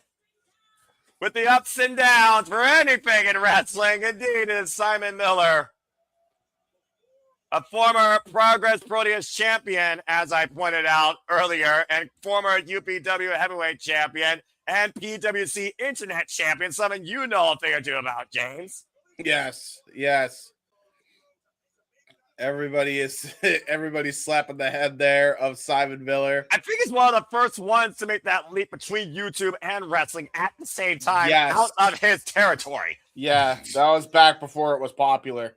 Right, everyone was doing it. He's literally the inverse of what YouTube he is YouTube. Actually, no, it's not inverse. He is the original. He is the OG YouTuber turned wrestler. Okay, I got you. I mean, I've followed this man since What Culture? Yeah, I have too. He's still in What Culture, isn't he? Or did he? I don't know, actually. I'm pretty sure he's still in. Of course, I remember his work at Defiant Wrestling showing me what an ups and downs match was. Oh, man, I'm looking forward to this, though. I think this is the first time ever I'm actually calling a Simon Miller match with you. Yeah, this is awesome. Dude, this is meta as hell. What do you think Simon Miller's thinking right now? There's YouTubers that are calling my match, and I used to be a YouTuber. Do we have to give him an up? Yeah, probably why. Do we have to give him an up and down for his performance tonight? I'll leave that to you. And here comes Danny Jones. Gosh. I'm sorry, I'm laughing too much. And now Danny Jones, he's trash talking the crowd. He's definitely not happy. Simon said something. Well, I mean, to be fair, Simon Miller has always been a guy that's always been at the forefront of conversation. But Danny Jones, current tag team champion with Brendan White, former WXW tag team champion, a tag 24/7 champion. And they have not met each other since a battle royale several years ago. Was it the WCPW battle royal where Martin Kirby won the title? I feel like I remember seeing that. That was ages ago. Well, WCPW was also ages ago, to be fair. Yeah. Because Martin Kirby won the title on that, and I remember that Martin Kirby. There's a name. Yeah, Martin. Man, I wish we could see Martin. It was Kirby. PWC All or Nothing in 2024, the Undisputed King of Chaos title, Chaos Rumble, and Danny Jones won that night. Yeah, where he wasn't a part of that speaking out movement, right? Martin Kirby. I'm pretty sure he wasn't. I think you're forgetting of David Starr. David Starr, I remember from David Defiant. Starr fucking was. Why? Here's why. Here's why. Here we go. The combo time similar to the tape here, though, with both men from a body size standpoint. And Danny Jones is looking to become nobody's friend tonight. But he is tapping the head of Simon Miller. You don't do that. You've even said that yourself. Danny Jones, by the way, comes to us known as a party boy, 13 years of wrestling experience. See, the competitive spirit comes out of Danny Jones now to get Simon Miller, who's all about getting in your head. Yep. The side headlock right now being applied by Simon Miller, throwing off the ropes. Remember, last time we saw Simon Miller, at least when we called him, it was against Joe Hendry. Yeah, it was. Nice shoulder tackle there by Mr. Miller. He is happy with that performance. Give that one an up. Are you literally going to score each point of this match? Yeah, why not? Oh, and by the way, you'll notice the up and down knee pads on him. I just noticed that. Damn it. Oh, my gosh. All right. You got all the gimmicks, baby. Simon Miller, by the way, who got out of the first round of this year's Super Strong 16 tournament, defeating Josh Hawley. God damn, he just steamrolled through Danny Jones. That I don't know if we can call that a golden up yet. But that was pretty damn close, that shoulder tackle. Clearly, right now, we know who is asserting their authority here in this match. Simon Miller, by the way, will be facing Jay Joshua in the quarterfinals of the Super Strong Style 16. Winner of that match, will take on Elijah Blum or Charles Crawley in the semifinals. Yes, sir. And, of course, Danny Jones is not involved in the Super Strong Style 16, which might be another reason that he might be a little bit PO'd. Low bridge. Oh, Like Simon Miller says, Danny outside, but Danny picking the ankle down. Oh, man, driving it down against the apron. That's actually the bad knee of Simon Miller, too. He had surgery on that knee. That is not good for Miller. You see that anger coming out of Danny Jones, just driving Simon face first to the apron and arguing with the official. Yeah, that's brutal, man. That's insanely brutal. I'll say this much: that's not good for Simon Miller. All jokes aside, while it is a down for him right now, his leg, legitimately, he had an operation not too long ago. He had a knee injury, and that was the knee that Danny Jones was working on. That was a pinpoint target for him. I imagine, though, Danny Jones getting a whole different viral moment at the expense of Simon Miller tonight as he looks to crush the hand. Simon Miller able to get his hand out from underneath his foot. Danny Jones, one half, by the way, of the Greedy Souls in Progress Tag Team Division alongside Brendan White. Yeah. So I'm trying to stop this momentum of anger by Danny Jones here. Dude, like I said, Danny Jones has not been involved in Progress since October 2022. Dude, the fact that there are so many people that are still here for wrestling this early in the morning, because keep in mind, it's like just becoming like afternoon time. Cover to your point, one count. Like, I'm shocked there's this many people here. Look, James, at the end of the day, it's wrestling week. It's WrestleMania week. You don't figure about time during this. You figure about just enjoying this passion that we are crazy enough and futz enough to go live or cover. It doesn't matter what time it is. You got every promotion on the planet practically there in the city of sin. Yeah, it's valid. Very valid, good sir. And right now, Simon Miller trying to get back up to his feet. Open pawn strike. Danny Jones on face. Knife edge chop takes Simon Miller down. Well, that's a hell of a down for Simon Miller as he's just getting face raked here by Danny Jones, who's just doing a number on him. Well, I mean, think about what Danny Jones is trying to prove. I mean, this guy who's been all over the world wrestling here, and now he's taking on, proverbially, like you said, a YouTuber. He might think this is underneath him. Yep. Speaking of British wrestling scenes, if you like to follow our fellow British man for Light the Fuse and Wrestling with Tism, the Nick Soap Dish, you can catch his show every Wednesday, AEW Dynamite's Light the Fuse on X, with his cohort, the WrestleFish. Go check out the Fish and Dish Connection on the X. Looking for the backslide, Paul Danny Jones, the cover, shoulders down, and a 2 count. And stay tuned for our retro watch along of AEW Dynamite Spring Break for tonight. Cover, lateral press, and a 2 count, 6 p.m. Eastern Standard Time. We take a little bit of a reprieve after the conclusion of Progress Wrestling. Keeping you in tune with all the wrestling. 5 different watch alongs this day alone, folks. Yes, guys. There's a lot going on. By the way, is there anything conflicting with you doing it at that time or no? Nope, that's why I chose it. Okay, I'm going to watch it with you then because honestly, you're going to get an impromptu one more call with me and him then because I don't know what happens yet, but I have a funny feeling I think I know what's about to happen. Well, you know that. Here's the thing, James. Jeff motherfucking Meacham's also going to be on the call too. Oh, fantastic! Okay, yay! The original 3. We got to do it then. Yeah, I got to be on there. It's what started the Jeff Meacham Never Multiverse with me after Turning Point, so it only makes sense. It only makes sense. The schoolboy roll up. Roll up. Gets a 2 count. Almost caught Danny Jones off guard there. As again, we're calling a wrestling match here. And a boom ass. Nice back suplex by Mr. Miller. And Simon Miller right now trying to get back up on his feet and back on track in this match. Big splash in the corner, up in the fireman's carry. Samoan drop by Simon Miller. And a cover holding the far leg. He hit the shell shock, baby. I know what that is because I've seen Simon Miller. He always put over right back. That right there is a golden up. He hit the shell shock and the straps are down, baby. Is he going to finish it? Here it comes. Wait a minute. No, Jayne Jones got Oh, hooked. dude. Touchdown. Has it done that deal? No. Tried to go for the Goldberg spear, channeling all the bald energy, all the baldness. And right now, just ramming his elbow in the back of the head of Summer Miller. Danny Jones thought he had it there.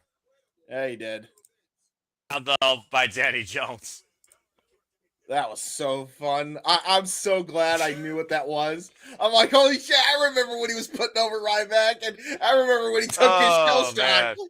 I knew you were going to have a moment or two during this match. Now, Danny Jones, though. Whoa! The crowd's laughing at Danny Jones. Crowd laughing at Danny Jones. I mean, he slipped on the ropes. To be fair, it's probably hot and humid inside that building, you know? You fucked up, Chance. Here the progress. Here by the we'll progress. see if he actually does. He up to the top rope. Simon Miller able to get out of the way inside. Oh, the side step, and Simon Miller. Oh! There's the Goldberg spear, and that sets it up for the jackhammer. The up, down. Cover to Simon Miller to win. So overall, James, that up or was that down of a match? That was a golden up. Good and that contest. could definitely send a strong message towards the Progress World Champion. Remember, he is still part of the Super Strong Style 16. Yep. And honestly, if I'm Simon Miller, I make my case for getting into that tournament and trying to fight someone, or at the very least, trying to be the next number one contender for a man like Dereiss. I think these two could legitimately have a banger.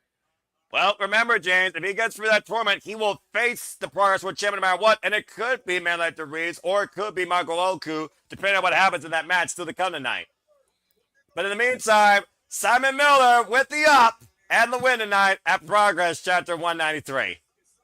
Dude, I cannot believe I remembered all those references after all these years from up, down, down. I just thought you had your moment because I knew Simon Miller was your boy. I can't believe that I actually remembered that. That's crazy. All right, let's go to SoCal out in the ring for our next match. Yes, sir. That was so much freaking fun. Since we're going to be calling stuff with Jeff Beecham, guys, go check out the Jeff Beecham Network at Jeff Beecham on YouTube. I guess we're going to be calling some good old-fashioned graps, folks. We're going to be calling wrestling, guys. We're going to be calling some good wrestling, good graps. I'm looking forward to it with Dynamite. Yeah, man, this is going to be great. This is going to be a really good, fun time. Well, I don't know if this is going to be fun for even now, and it's time to go into the Super Strong Style 16 tournament. For the men, it's time for Ethan Allen versus Leo Rush. Going to be fun. And, of course, to the comp later tonight are the women, Vert, Vixen, and Rhio. As Ethan Allen, one half of the current Progress Tag Team Champions, newly won that title, by the way, alongside his partner, Luke Jacobs, former Progress World Champion in his own right, who, might I add, lost the Progress World Championship to a man like Dereiss. The Young Guns, though, are looking to once again hone in on their artillery and regain the World Championship, as Ethan Allen looks to take one step closer in this year's Super Strong Style 16 tournament. Yes, sir. This kid is double tough. Might as well call him bulletproof. 24 years of age, above 7 years in the game. And he has a vicious lariat. Yeah, I mean, this kid looks like he's a tough motherfucker just by the scowl alone. I would not screw with this guy in a dark alley, especially in the dark alleys of Essex. The Essex boy has been taking over this year. Freaking Kyle Newman, youngest ever IWGP heavyweight champion. Will Ospreay, of course, who's literally reinvented the UK wrestling scene. You know who I'm shocked, completely unrelated as Leo Rush makes his entrance. You know how I'm freaking shocked has never made their appearance in any UK indie scene ever? What? Raka Raka. If you know the history of Raka Raka and how insane those boys were, like, you would think that coming into pro wrestling legitimately was a no-brainer. Well, wrestling also changes a person beyond who they used to be, and I think that's the definition of Leo Rush here, who makes his way, representing all elite wrestling. I'm not even sure what this is. One point, this guy was called the Man of the Hour. the bad child, the black heart, the one. I have no idea what Lio Rush has become. Lio Rush is it's the Blackheart gimmick. That's exactly what this is. I called it. It's Blackheart Lio Rush. Yeah, there's no freaking soul behind those eyes, apparently. The former WWE Cruiserweight Champion and Impact X Division Champion. I mean, we just saw in AEW a couple weeks ago, he took on Tommaso Ciampa and got his brain rearranged. But it doesn't seem to be shaken by any sort of recent upsets that he's had as of late. Although he's also had good momentum going through Ring of Honor as well. And he's literally saying it. He's literally saying the Golem, my precious. Why are you holding the steps? He's hugging the steps and saying my precious. I don't know what to think right now. Well, despite the demonic demeanor, let's not be fooled by how insanely agile this young 11-year-plus wrestling vet of the game is. Yeah, that's a valid point. Absolute valid point, good sir. Ethan Allen facing Lio Rush for the first time ever, by the way. It's the first time ever one-on-one encounter. These two have never met before this match. Yep. The bell rings, and certainly I do wonder if Ethan Allen is taken out of his element with Lio Rush's presentation. I sure as fuck would be. I mean, did something break in Lio Rush? No longer wearing the giant foam horn jacket with Action Andretti? Is he even part of the crew anymore? Like, when did he lose himself worse than Eminem? What the hell? I think he's saying, I can't stop it. Please, please help me. I did see that. Okay, so it is a mental case. Got it. Yeah, he's going through a lot. Like, whatever's going on in this How many exorcisms have existed in the movie? Okay. Oh, my God. Jesus. Yeah. All right. Ethan Allen's got to fight quick here, man. He's got to fight quick, and he's got to hit hard against Lio Rush. Because ever since this metamorphosis, Lio Rush has been insanely unstoppable, really. Yeah, that blazing pace in the misdirection right now by Lio Rush on full display here as Ethan runs into the boot and finally takes the Blackheart down for a second. Barrel press gets a 1 count.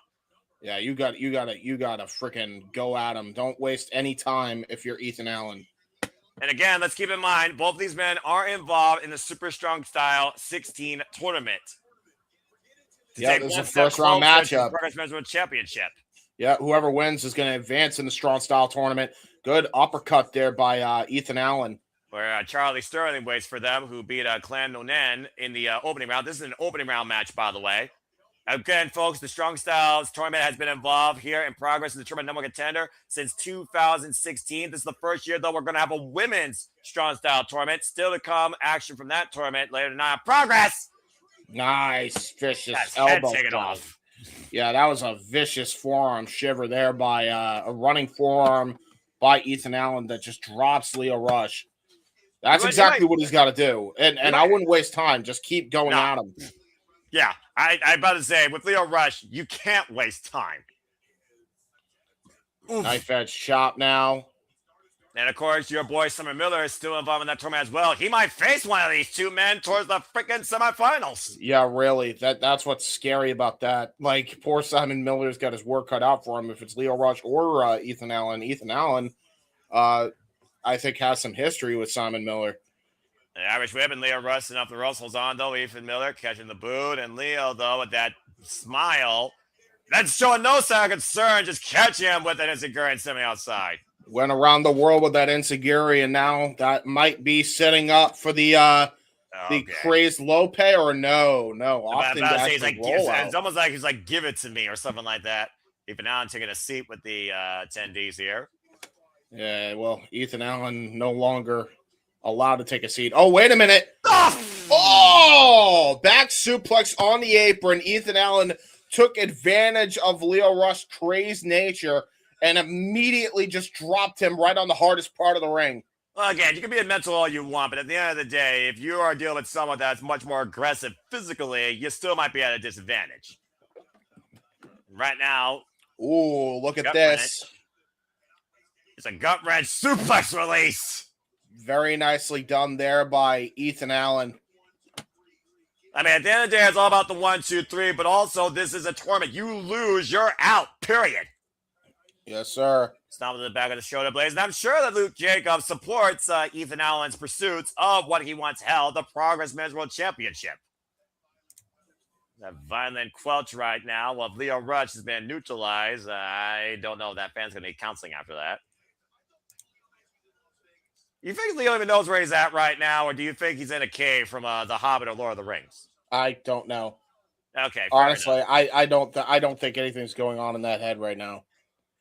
I don't know if it's a good thing or a bad thing. Again, folks, use the hashtag Progress Wrestling on the X to talk about this show. And what do you define Leo Rush's new attitude as?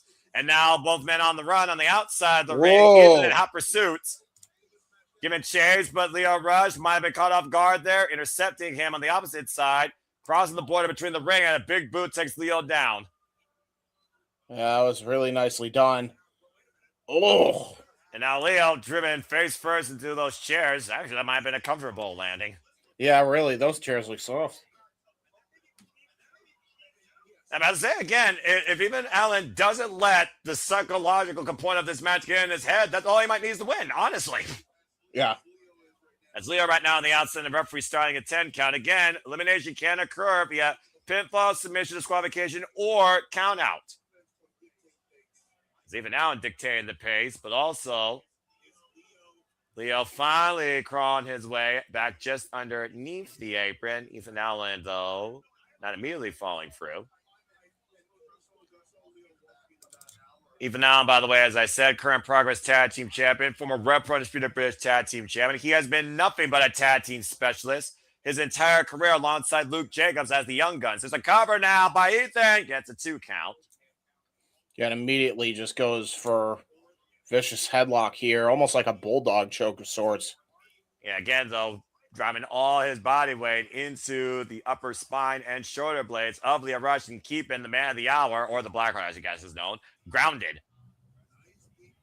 Leo Rush, though, trying to get back up to a vertical base to break this grip. And Ethan Allen losing the grip now. That vicious shot to the top of the head, knuckles first. Yeah. Right now, Leo Rush again, just literally crawling like something out of the dead. Headlock takeover. That was like with a 40 right there. That was some malice there, James. Yeah, it was. That was. Sometimes it's just the most simple but most effective moves in the industry that can get the job done. MJF proved that against Darby Allin. And of course, we'll be covering MJF versus Darby Allin 2 singles match for the AW World Championship tonight at 6 p.m. Standard Time. Stay tuned, folks. Backdrop by Leo Rush. Finally creates separation with Mr. Allen. Yeah, backdrop driver connects Jericho style there by Leo Rush. And yes, shout out to JJ and Walter.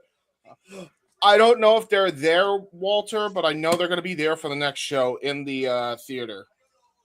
Well, according to what I heard on the pre-show, they are literally on the way, again, if not already there, but I don't know how long 20 minutes is on the strip. Swinging the minutes, and again, that fury of offense, the speed of Leo Rush.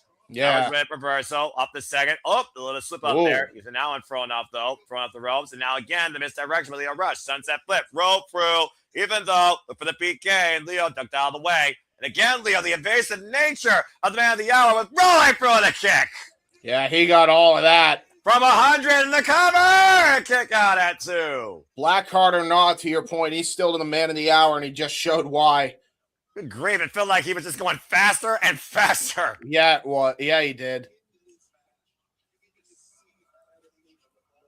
You see literally the momentum and how much it swings like a pendulum here in this match between both of these men as soon as Leo Rush gets going. Now falling into the clothesline in the corner, dropping Ethan down. Yeah, Leo Rush is just, he has got the craziest look in his eyes, man.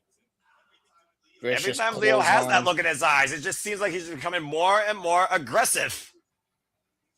It's almost like he's channeling something. Oh, wait! Oh! Straight jacket, crossface applied here. And body grapevine as well. He literally caught Leo running in. Was he playing possum? Might have been.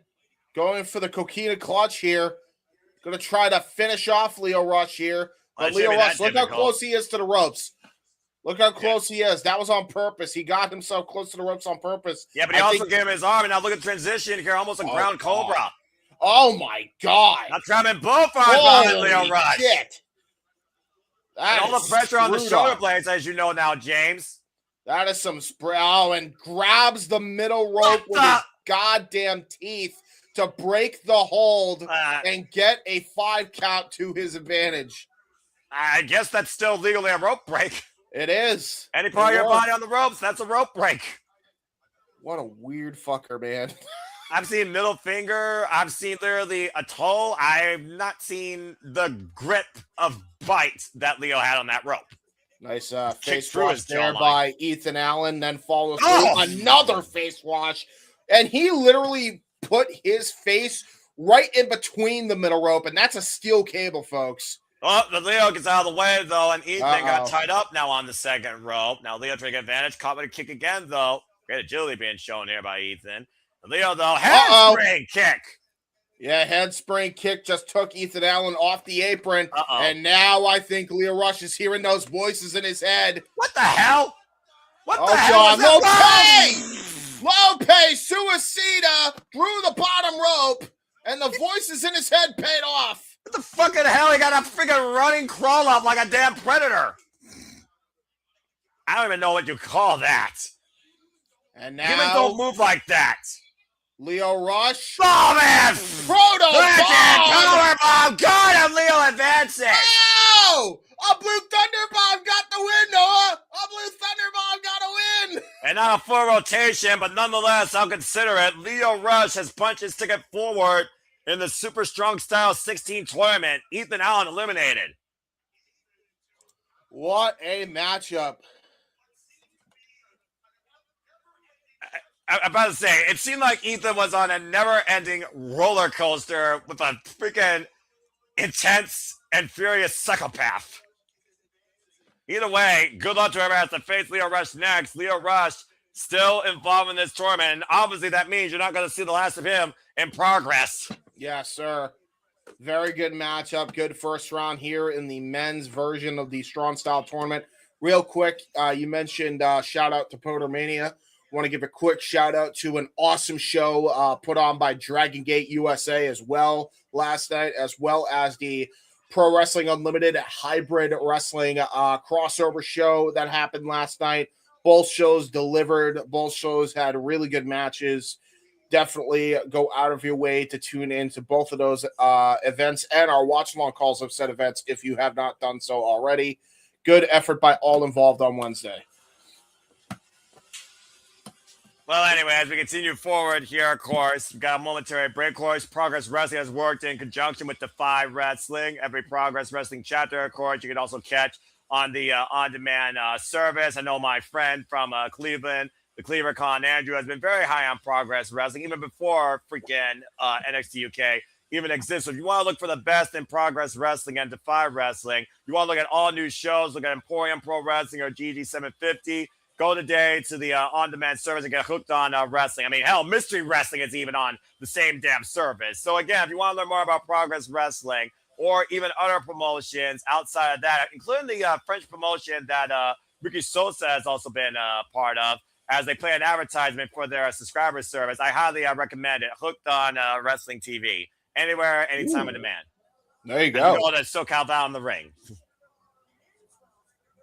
I am looking forward to that. Now I have another service that we might need to look into, to be honest, because we already got Title Match. We got Triller.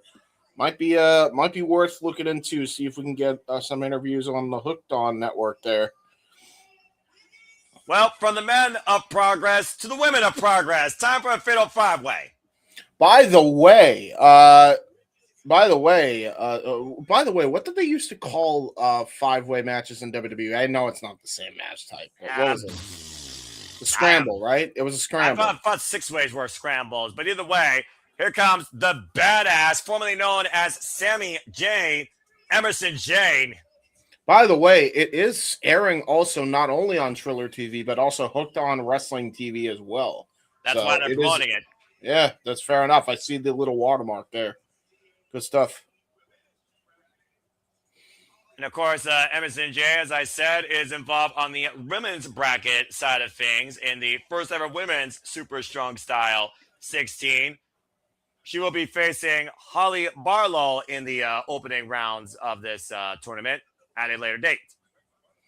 Emersyn Jayne is definitely a tough customer.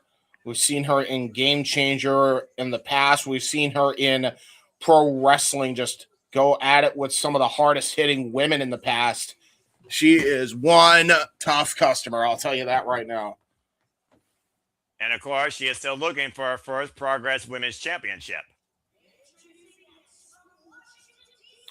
Oh my, Renee Michelle looking elegant.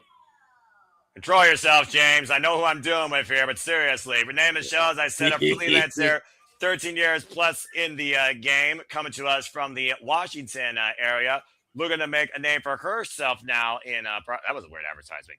That was weird. Like, has already been involved in Progress against Session Mark Martina, LA Taylor, and former Progress Women's Champion Rhio.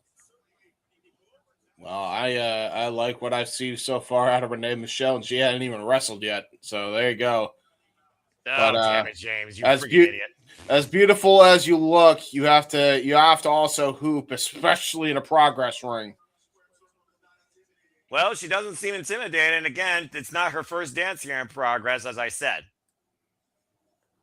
And let's see who joins these two next. We still have 3 more women. Originally, it was supposed to be a fatal 4-way, but Shotzi Blackheart intercepted. And we have 1/2 of Divine Dominion coming in with the AEW Women's Tag Team Championship, Lena Kross. Which is funny because not too long ago in LA, Megan Bain did the same thing in her match with Steph DeLander. Now the other half of Divine Dominion comes out with her set of gold here. The hottest commodity, the colossal, the phenom of progress, perfection, and performance. Lena Kross, a standout down under in Australia. To your point, Divine Dominion is literally taking dominion over the entire wrestling landscape. With an incredible win against High and Amira World on AEW Dynasty's 0 Hour. Now Lena Kross looks to punch her ticket closer to maybe in the conversation for the Progress Women's Championship. Yeah, this is going to be a hell of a contest for her to try to combat here. Previously went 1-on-1 with Rico when she had the title. And here comes the new Pro Wrestling Unplugged Women's World Champion, Mercedes Martinez. And again, we talk about, there's not enough things we can say about Mercedes Martinez when it comes to this journey woman of the business. Quite literally, whether it's shine, simmer, you name it, she's been there. Literally a trailblazer and pioneer of the women's wrestling scene, along with the likes of Serena Deeb as well. Those two 25 years plus. Those two actually legitimately fought for the AEW, for the Ring of Honor, Women's World Championship. And that was her actual last successful defense before losing to the current Ring of Honor Women's World Champion, Athena, setting her record-long reign into effect. Yeah, the longest reigning Ring of Honor champion, period, Ring of Honor history. And of course, we'll see that title defended at Supercard Bond. We cover it next month as we go from the Latina sensation to the final pair of this match. Get ballsy, because here comes Shotzi Blackheart. The ballsy badass who might as well be on every show here in Las Vegas, taking care of business her way. And again, as I talked about before, she's already punched her ticket into the quarterfinals. She'll be taking on LA Taylor in the Super Strong Style tournament. Yes, indeed.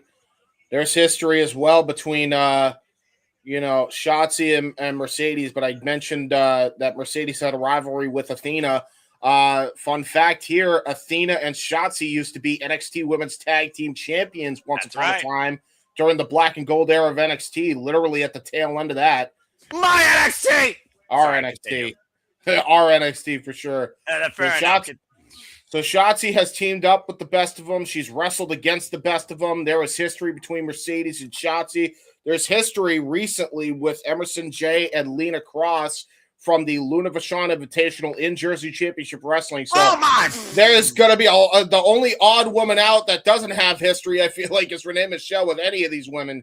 Well, nonetheless, all these women are looking to make a point here in progress. Emersyn J just shotgun drop, gets Shotzi back to hell. Now we got Mercedes Martinez and Lena Kross with Jay and Michelle. That's the strand with the Storm Virgo drops. And no! Both and Shotzi went up in the V on Mercedes Martinez and Lena Kross. I think originally it was going to be suplexes. Because of the low blows, it turned into a gourd buster. Damn.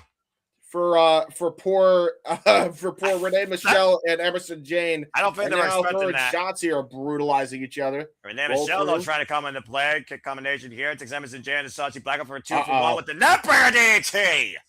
Yeah, that's a Evil Uno special right there by Renee Michelle. Cover off the far leg, and Lena with the save. This statuesque 6-foot-tall athlete. Yeah, really. Athlete is the word, by the way. Power recognizes power. Just remember that. Go watch the close of Renee Paquette. Oh my God. Just booting her out of the ring, poor Renee Michelle. Nice enziguri, though, by Emersyn Jayne, and a shining wizard to follow that up. Again, history between those two. Yeah, big move by Mercedes Martinez. Don't blink here, folks. You're going to have a beautiful car wreck here.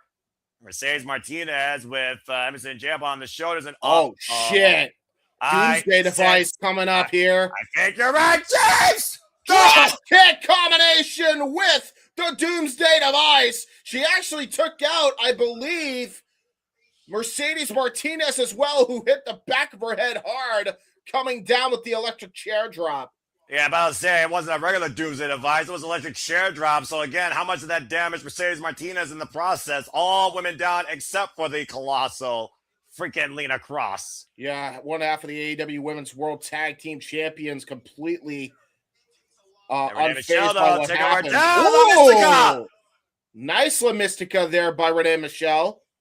Yeah, about to say, let's see Renee Michelle here. I might try to tie up Lena Kross in a submission. Wait a minute. What is happening here? Wait, what? Oh, okay. Oh, no. Oh, no. I get 3. God. Look, she's not La Primera, but I will say that's very disorienting. What is Emersyn Jayne doing now? Oh, no. Oh, no. What the heck? Okay, this is getting a little bit far. Now, Shotzi Blackheart joining the train of head scissor tie-ups and turning a 4 over. What the? All right. And Mercedes Martinez is taking it in, watching the real run. I can't believe that just happened. Martinez is doing a little film roll. What the fuck? Every woman except for Mercedes running a train. Pause. But the butt DDT apparently was very disorientating for 3 of these women. Mercedes Martinez, smart woman in the room. Now scrap against Lena Kross. No, I can't believe the fuck I just saw that. Yep, that happened. Yeah, that just happened. Walter had his moment. Oh, man. Deadlift German by Lena Kross, Mercedes Martinez. And Lena right now is not playing. Jeez. Holding up her name with that accordion. By the way. And hold that oh my God. Lena is setting everybody for the ride. Yeah, she is. And now look at that. Shotzi Blackheart trying to go for a lariat. Oh my God. Drilling suplex after suplex after suplex. Emersyn Jayne said up and over on her face. Back elbow. By the way, shout out to the near 100 people. Shout out to the near 100 people watching us on all the platforms. That's shocking. Lum blower. That by the way, for Renee Michelle. A front thrust by Emersyn Jayne. Inaugural Eve Women's Champion. Moving down with a driver, 2, and kick out. That was close. That was a close one. Emersyn Jayne, once known in a previous life as Semi J. Of course, lost the title to Charlie Morgan, the first ever Wrestle Queendom in pro wrestling history. And again, like I said, a standout of the UK scene. Got the double knees across Renee Michelle's. We've got 2 women right now. Just stomps over her. Well, you had a moment, James. More than one moment in this match already. Yeah. And now it looks like Jay. What is the word she's looking for here? As Renee Michelle gets up to her feet, Mercedes answering kind of, Ooh. That was rough. That could have been rough for Renee Michelle. Whoa! Oh! Got tossed into a suicide dive by Mercedes Martinez. It took out Lena Kross in the process, and Shotzi still nowhere to be found. Now Mercedes Martinez, she might be looking for that spider suplex. Yeah, Spider German incoming for Emersyn Jayne. Emersyn might want to hold on. Oh, God. Oh, my God. Face planted right onto the canvas. Full rotation with that one. That core strand for the 25-year veteran. Uh-oh. Wait a minute. Oh, no. That's the Shotzi problem. Blackheart. That's the problem with putting yourself in the trio woe, because now she's in prime position for this. I don't know if the core strength of Mercedes Martinez is going to help her out of this predicament. Gonna go for the Warriors way. Stop, perhaps. Again, though, Shotzi, though, still fighting back. Oh! Oh! Almost a hanging snapmare there, and Mercedes Martinez still hung in the tree of woe. Now Shotzi hoisting her up and hooking her head. Oh, Tower of London. Shout out Nigel McGuinness. Vicious net breaker. And right now, Shotzi going to the Lupe Suicida, wiping out Lena Kross. Yeah, that was smart there by Shotzi. Just launching herself and anybody that freaking breathes or stands. Emersyn Jayne and Renee Michelle now meaning towards center. Opportunity here for either of these women to capitalize. Over the fireman's carry goes Emersyn. Push off the ropes, though, goes Renee. And again, Renee, great takeover. Oh! Oh! Spinning heel kick just completely rocked the jaw of Emersyn Jayne. And Mercedes Martinez, the way that she moves was fun. Planted with a spine buster, though, by Mercedes Martinez. Spine on the pine. Uh-oh. We'll go roll out D7. Emersyn Jayne. Emersyn Jayne takes it! Oh, my God. What an upset. And Shotzi was right there at the last split second, but 1 second too late. Emersyn Jayne with a huge victory here. Yeah, look at the glares here with these two. Like I said, both these women are still in the super strong 16. Both women looking for their first Progress Women's Wrestling Championship and very well could meet in the finals. I would say that Emersyn Jayne's got one up on Shotzi here, James. I agree with you. And there's any saving grace, Emersyn Jayne and Shotzi on the opposite side of the bracket. So again, if they're going to meet each other, they got to make it all the way to the finals. But a great win for Emersyn Jayne tonight at the Collective. Very nicely done there by Emersyn Jayne. And she had a great cover, too, on that schoolboy. He basically turned it into a matchbox cover to get that win. Yeah, exactly. Emersyn Jayne, current IPWA International Women's Champion, sends a message to everybody in Progress Wrestling, whether you like it or not. Yep. And she doesn't give a damn who she has to go through. No, she does not. That was awesome. That was a really good matchup. And Guys. That was a last-minute ad. Guys, we will take a quick commercial break. I just wanted to give ourselves a little bit of reprieve for the next bit of entrances here. We'll be right back after this Mania Week trailer. And now for a taste of things to come.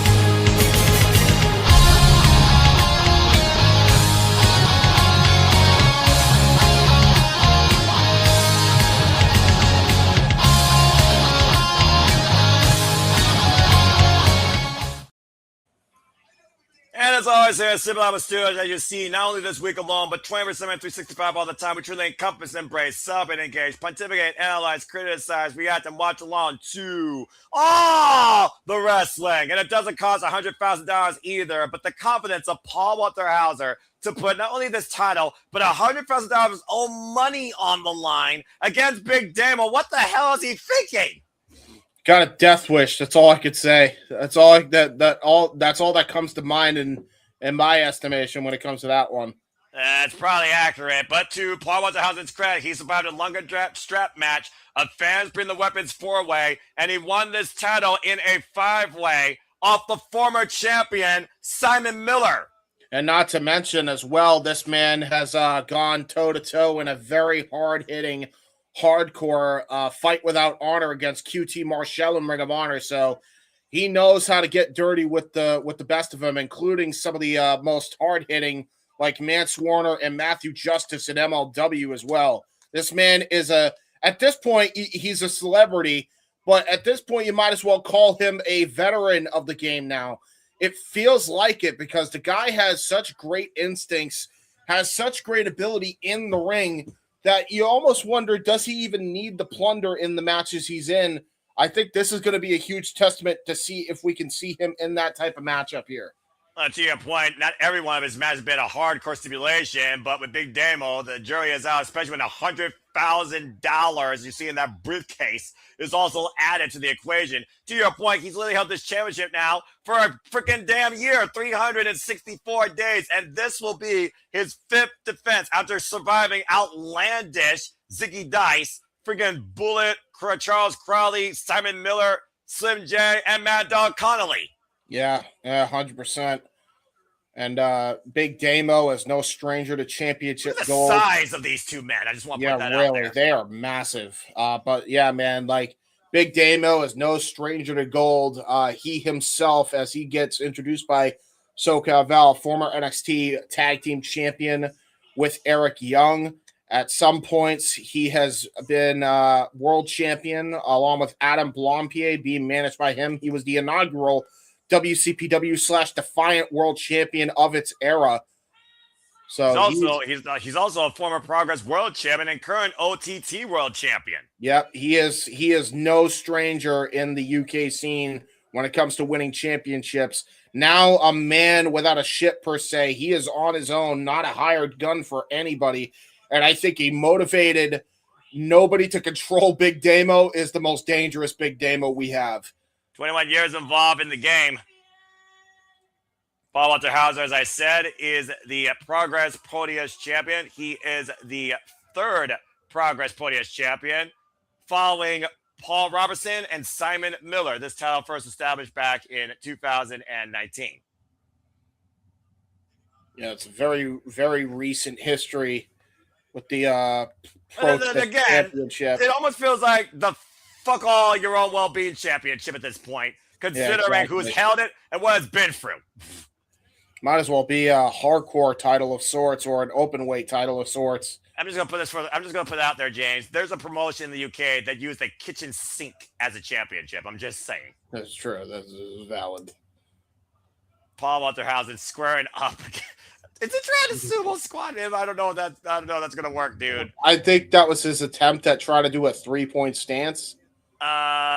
This isn't football, but you might need one by the time this is over. And again, for a guy who's only been involved in the business for 2 years, he's definitely earned his stripes. There is a fan that's in the front row that's jaw-jacking with Paul Walter Hauser. And if I were Paul Hauser, I would worry more about Big Damo and the $100,000 in your proverbial wallet. Yeah, really. Oh boy. You got a little bit too comfortable there, James. I think so. I think he did as well. At some point, you got to hit the big man. I'm just saying. Yeah. Would you literally put this challenge out yourself? Okay. Why would you slap Big Damo? Why would you do that? This is the moment where Paul Hauser officially fucked up. Hold on. If you're going to do it right. It was at this moment Paul Walter Hauser knew he fucked up. Oh, no, and Big Damo teeing off in the corner. Oh, my God. Never got your point. The bare-knuckle boxing instincts of Big Damo coming to play there. Paul might have been hit with a sledgehammer. Oh, my God. So, again, $100,000. How much of that is going to be covered by insurance? Yeah, he hit him right in the breadbasket with that one. He might need some serious health insurance because that man going to be coughing off a lot of bread, and that's a big bread basket to hit. About to say, I mean, just look at the size of Big Damo, as I said. He's probably outweighing him close to maybe 70 pounds. Again, just rocking him off the ropes. And Paul right now literally might be out on his feet. Big clubbing shot over the head. That's a huge bitch. Accurate. Big Damo looking to add more gold to his waist and more green to his wallet. Oh God. The steel How do you get cable right ready in the for throat. something like this, not knowing who you're going to be dealing with? I honestly think Paul Walter Hauser may have gotten a little bit too cocky for his britches, man. Oh, boy. Oh, my God. Just dodging disaster with the senton drop and falls with a front kick to the side of the head, rocking Big Damo. Yeah. Well, everyone's the same height, but they're on the mat, James. Yeah, I was Senton about to drop by say. Paul Walterhausen. Yeah, this time Paul Walter Hauser hits it perfectly. I got to tell you, that was one of the sloppiest thrust kicks I've seen by anybody. And I like Right? Paul, but that was not even a super kick. That was not a thrust kick that was hit of any kind. He just Inside kind of Russian leg sweep. tapped him with his foot. Yeah, you know what? All it takes was a tap, I guess. And then falling with a diving headbutt to Big Damo's heart. Again, at this point, he's playing with house money. He's the one that put the gamble out there, all right? So Paul Walterhausen is literally going to bankrupt himself if he's not careful. Yeah, to your point. Absolutely the case here. Oh, God. And also be without a title. That is an angry, angry man. That is not wise. Chopping No, Big it is Damo. not. It is not wise at all. You need like a frying pan on high to hurt Damo. Uh-oh. Oh, boy. Oh, God. Just look at his face. Just look at the face. He knows. I'm about to say. Oh, my God. My Lord. Oh, my Lord. Well, he definitely took a page out of the Walter playbook. Oh, my gosh. Nearly killed him. Oh, it's out again. Yeah, he's just like, hey, I like Gunther's style. I'm going to steal that. Oh, that was in the front, actually. I mean, just stay down, man. Just stay down. No, that's the problem, man. Paul Walter Hauser's way too prideful. You know, you ever heard the phrase "pride before the fall," James? I'm just saying. Yeah, true. And those chops debilitating, collapsing the chest cavity of Paul Walter Hauser. Now Irish whip off the ropes, popped up and planted. Oh my God! Oh, God. Oh my God! Oh, leaping elbow drop. Dude, it's over. Oh. How he got his shoulder up after a leaping elbow from a man that size is beyond me. By the way, Damo got some hops on him. He literally leapt into the air. Like, I would have been down for the three. I'll tell you what. Take a look at the replay here to your point. Drop down hard and jumping elbow drop to Paul Hauser's heart. The only way I see him kicking out is the fact that his left shoulder wasn't covered. Yeah, I love the fireman's carry, hoisting up that hall of dead weight practically. And again, to your point, Paul Hauser does not care about his own well-being. That's how he's made his name in wrestling. Nice big boot there. Oh, kind of a spine buster. Everything had left to cover and kick out at 2. That was kind of like a leg trip drop. I don't even know if you could call that a spine buster. He wanted to hit a spine buster, but couldn't even get the big man up. He damn near collapsed when trying. I'm about to say 240 pounds, 5'8". Paul freaking Walterhausen, trained by Paul London against Big Damo, tell the tape, 6'3", 310 pounds. Big overhead right by Big Damo. Now Paul Walter perched on the top rope, and I sense disaster. Yeah, I do too. I hope that raise reinforced versus the steps on the outside, James. Yeah, really. That's a 900-pound superplex! Holy fucking shit. He had a snap version. That was right on his head, neck, and shoulders, dude. Paul Walter Hauser may have just gotten really screwed up here. Referee immediately checking on Walter Hauser here. And maybe the death note here. Again, when you literally gamble with your freaking heart versus your brain. Yep. And again, you see the way that Paul Walter is still staying in play, though. Not going to the outside of the ring, which I would do for my life. Yeah, really. I would. Big Damo screwing him up, and oh, no! Oh, he used the referee to his advantage. He just brought the referee as a shield. And the referee got squashed in the middle. Oh, and a low blow! Oh, my God. Right in the Big Damos. I just stuck him out, too. Are you kidding me? Yeah, that's all she wrote. I can't believe we both have the same thought. That's crazy.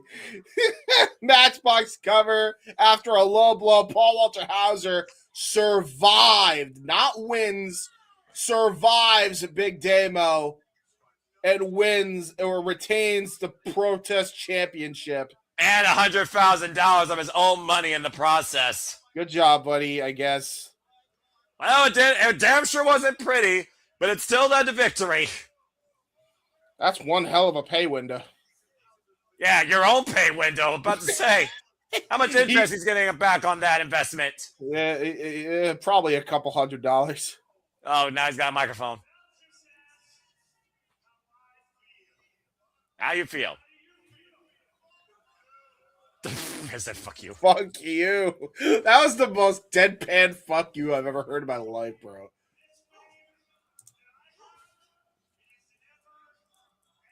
There's been a never ending. To Press Fans America, I love you, baby. In Press Fans UK,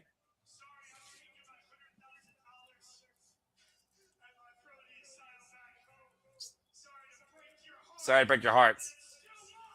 It's still mine to the UK fans. You know, I think Paul Walter Hauser likes to hear himself more than all Igor and Page. A little bit.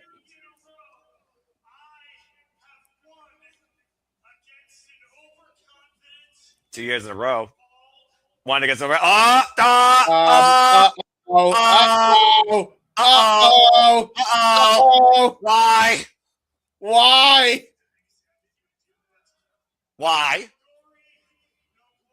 But buddy, buddy. You might want to turn around.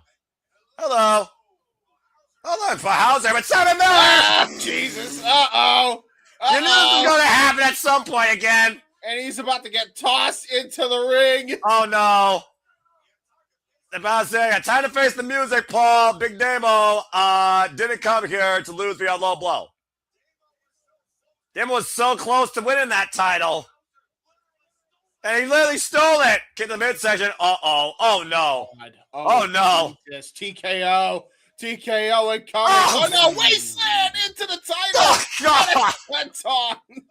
And he's not done yet. On the second Damo bomb.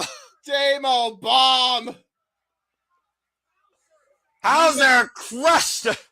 Well, you remember how I said Paul Walter Hauser survived Big Damo?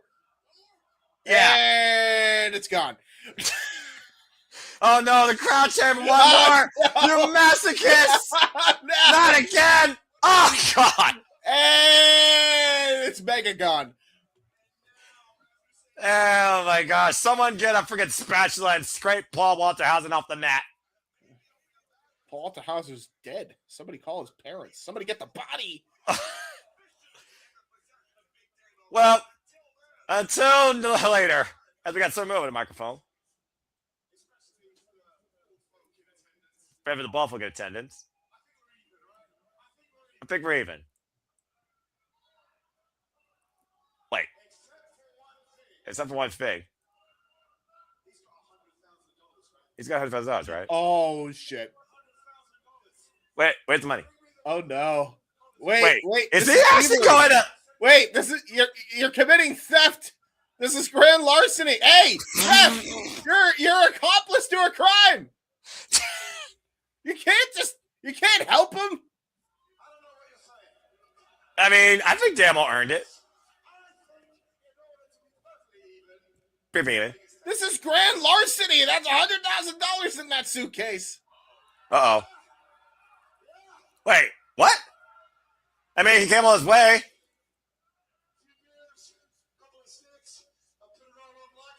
Put it all on black. Well, it looks like Big Damo's going to have a hell of a night in Las Vegas as he just got a $100,000 payday thanks to Simon Miller at the expense of Paul Walter Hauser. Well, wait a minute. Oh, the bastard. There's no money in the briefcase. Lied. He's a liar. Uh-oh. Well, he's going... If he wasn't dead before, Paul Walter Hauser certainly is going to die now. Well, I mean, again, pay for your own sins. And Simon Miller is asking Big Damo to hoist up Paul Walter Hauser, briefcase in hand. And, oh, hello! Oh, my God. I love it.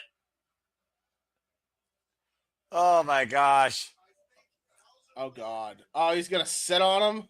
I mean, you know, take a nice seat here. Why not? Well, he may not have got the pay window, but at least we had a moment with Big Damo. Yeah. I mean, yeah. I mean, I feel like this could be a future tag team here between Simon Miller and Big Damo. I mean, two big bald guys. One super muscular, the other one big, medium, heavy. I mean, it could work in a bygone era. Why not? Make it happen. Anyway, Paul Walterhausen escapes, and I mean, literally escapes with his title and his money. Did he? I think he might need to use spend the $100,000 on insurance. I don't know how much Las Vegas insurance is. Oh, in Vegas, it's a lot. I'll take your word for it.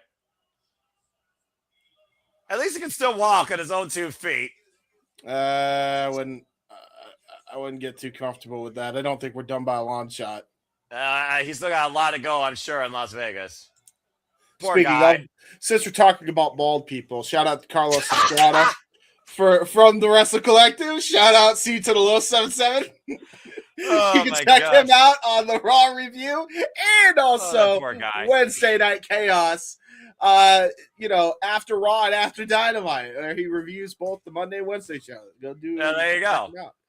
There you go. Well, with that being said, we only have 2 matches left, and they are semi-main events. One having the occasion for the women's strong style tournament, the other one being the Progress One Championship. SoCal, take it away. There you go, folks. Yes, let's bring the women on. This was the match I was looking forward to the most. Are you ready? If they're semi-main eventing, and that was the cool down match just now, which was still entertaining as hell. Buckle up. Yeah, this is gonna be great. There's a reason why these women are semi-main eventing. All right, let's see who comes out first. Player 1 or the leader of the pack? We wait, of course, our introductions here. And as I said, the winner of this match, oh boy, Rhio! Top of the food chain, leader of the pack, the owner of the Pride, former Eve Women's Champion, former Progress Women's Champion, Rhio. 29 years of age, 9 years involved in the game with a background in karate and taekwondo. If you look up women's British wrestling, she is there at the top of the page. Jesus. Okay. Yeah, that's you just saying those accolades alone makes this woman a bad motherfucker. PCW title, Progress, E4 Rope, and ICW World Women's Champion in her illustrious career, current ICW World Heavyweight Champion. Yeah, man, that's a hell of a resume here for Rhio. She's one of those women that has literally taken this industry and the UK by storm. Hanging with the likes of men like Dereiss, Kanji, Emersyn, Jay, Alexis, Falcon, Trent Seven, and of course, Nightshade, where she won the Eve title, and Myla Grace, and Sky Smithson. I mean, and Killer Kelly. Just you stating all that right away, I have to say this because, like, I feel like for me, this is like the thing that really stands out for me with it when it comes to Rhio is that karate background. That means she's a kicker, man. That means she hits hard. Take a look at the size, James. This is your first time visiting Rhio. You're in for a hell of a fight. Oh, no, I bet. I believe you there now, good sir. Yeah, Rhio, as I said, former Progress Women's Champion. She actually held this title through 2003 for 2024. 434 days. Ready up, player 1. Time for a rematch, though, with Vert Vixen, who lost to Rhio when she was Progress Women's Champion via countout. You see the intent in Vert Vixen's eyes, looking to avenge a loss from December that night in 2024. Player 1, as I said, also with a background in karate and taekwondo. Also came from a softball background. Okay. And of course, they stand out from Texas. These two are going to kick and hit hard then. Damn, I did not. This is going to be a kicking match. This might turn into a kickboxing match halfway through here. And about to say, Vert Vixen, one of the standouts of the Texas independent wrestling scene, alongside the likes of High End, Maya World, and Roxanne Perez, former New Texas Pro, VIP, and Rose West Association, and Defy Women's Champion. That's crazy. And Rhio don't give a damn about meeting Vert Vixen again. You can see it in her face. 36 years of age, 6 years involved in the game, and trained by the natural, Dusty Rhodes. This has the potential to hoop. Oh, I know what's going to hoop, considering I know the pedigree of these two athletes. And the bell rings are underway. And again, the winner of this match will go on to face Stephanie Mays in the Super Strong Style 16. Waistlock being applied here. Again, just feeling out each other. Big elbow to the side of the temple by Vert Vixen.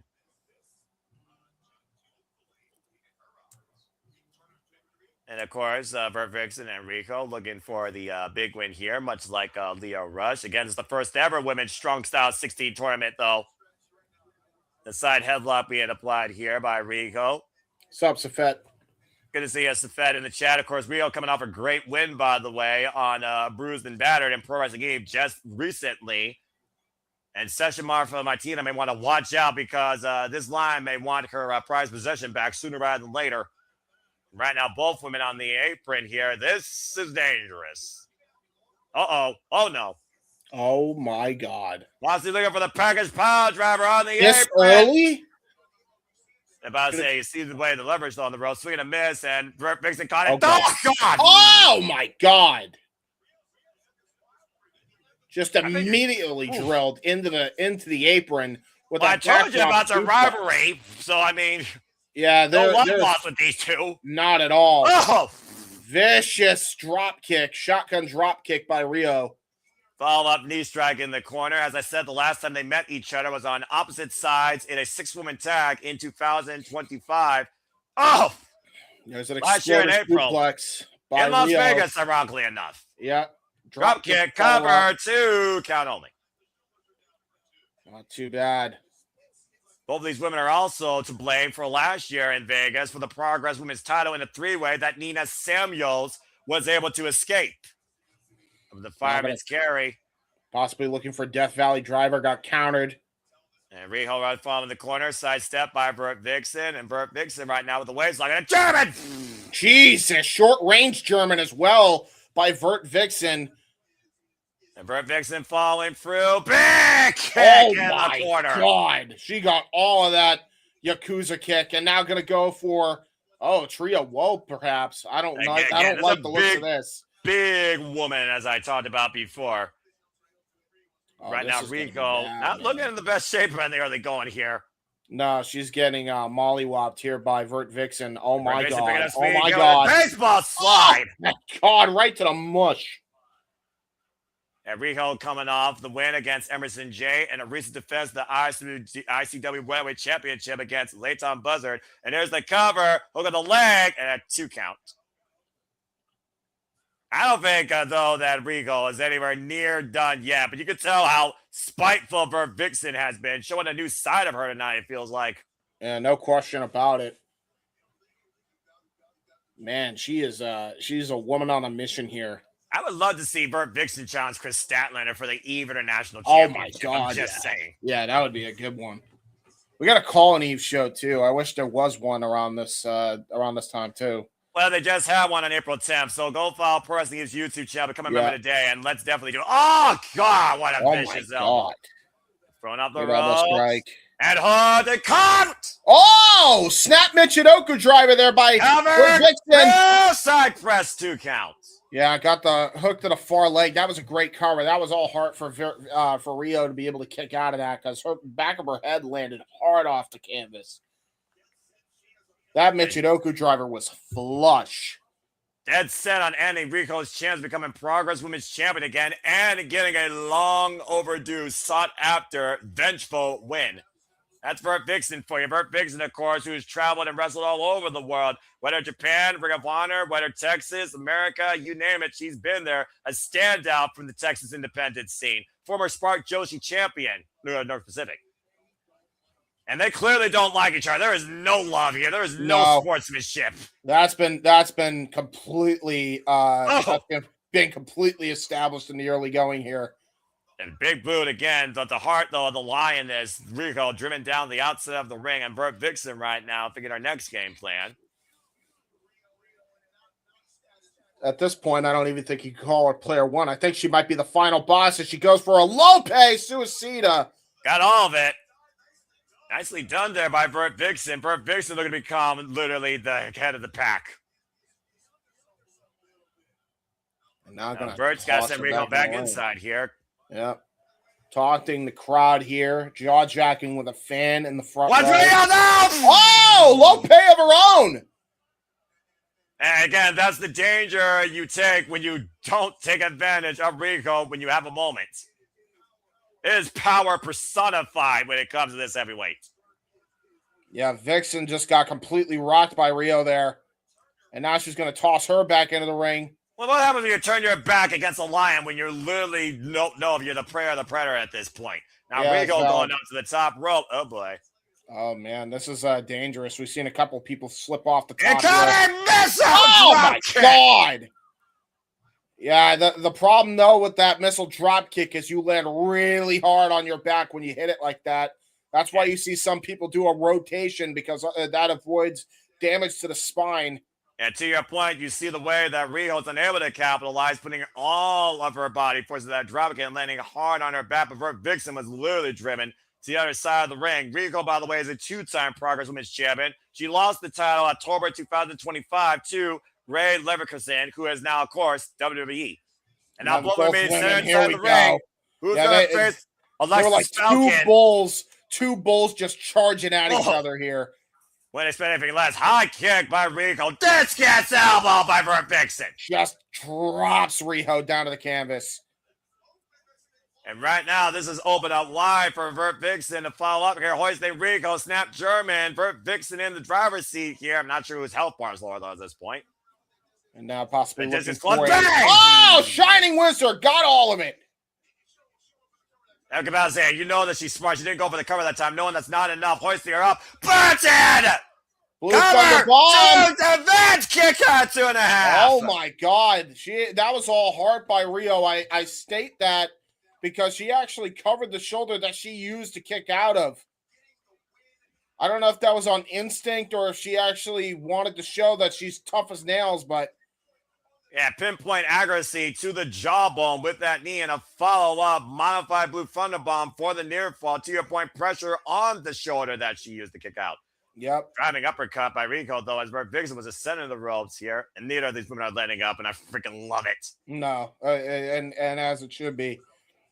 Plenty shot here, and Rhio right now trying to make her way up. Vert Vixen now perched on the top rope. Someone's going to have a crash landing here, I think.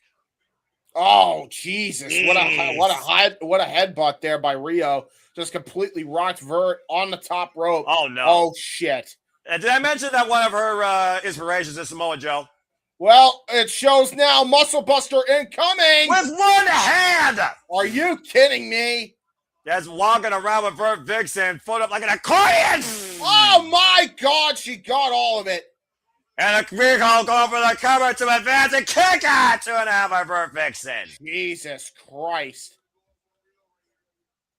Honestly shocked by that one. Again, Rhio did not hook a leg there, James. Yeah, body positioning. Yeah, that might have been what saved her. That might have been what saved Vert Vixen for sure.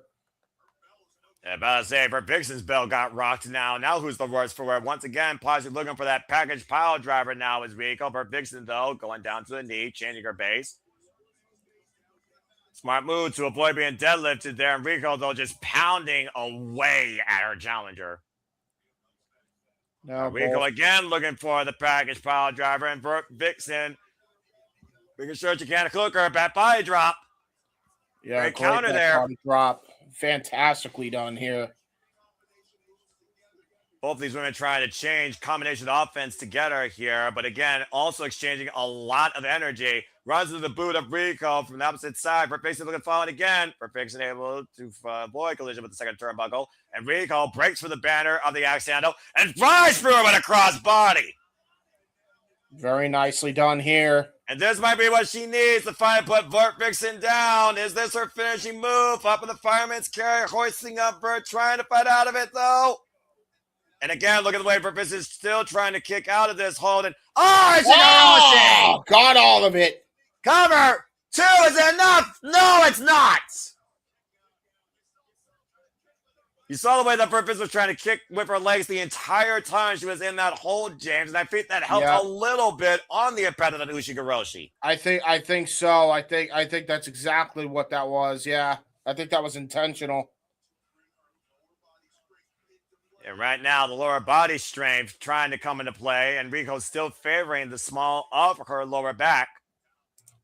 Can she lift up her Vixen, though, for the package pile driver and put this one away and advance in the strong style of the tournament? For Vixen, the roll-up, though, since the cover ways, Rhio able to escape. Big elbow clocking the former Eve champion and Progress champion. Hoisted up, Rico out of the back door, waist lock applied for Vixen, holds on to the ropes, a Kana roll attempt, deep roll up by Rico, Vert kicks her off though, Rico though off the ropes. Ooh, roll through there. Deep roll up. Now for Vixen, both women in position, Rico with the cover. Ooh, and that was close. That was close. Oof, clocked her with that boot. Follow through with the lariats. Yeah, vicious lariat there by... And now, finally, Rhio. we're going to follow up here after the clothesline to your point, James. Looking to hoist for Vixen. Package pile driver. Jeebus Christmas. Game over. Rico advances. Rhio sure as hell advanced. What a match between these two women. Woo. Very well done. Rhio looking to become a 3-time Progress Women's Champion. Alexis Falcon, you might be getting a dark omen for your future. Let's take a look at the update. Let's take a look at the replay here on this finishing move. Again, Vert Vixen crushed. Dropping Vert high on the back of her head and neck. There was no way she was kicking out of that. No way. That was an academic finish. Yeah, it was. And a great damn match as Vert Vixen very, very close to upsetting the leader of the pack. I can't wait to hear Rico's backstage comments some point. Again, Rico advances in the Super Strong Style 16 quarterfinals and will face Stephanie Mays in the next round. Yep. Very well done by both women involved. Yeah, great respect by the fans. Respect to Vert Vixen. Respect to Rhio. That's professional wrestling, damn it! Yes, it is. And I'll tell you what else is professional wrestling, guys. This entire updated watch-along schedule right here on the Simply Reliable Studios. Check this out. And now for a taste of things to come.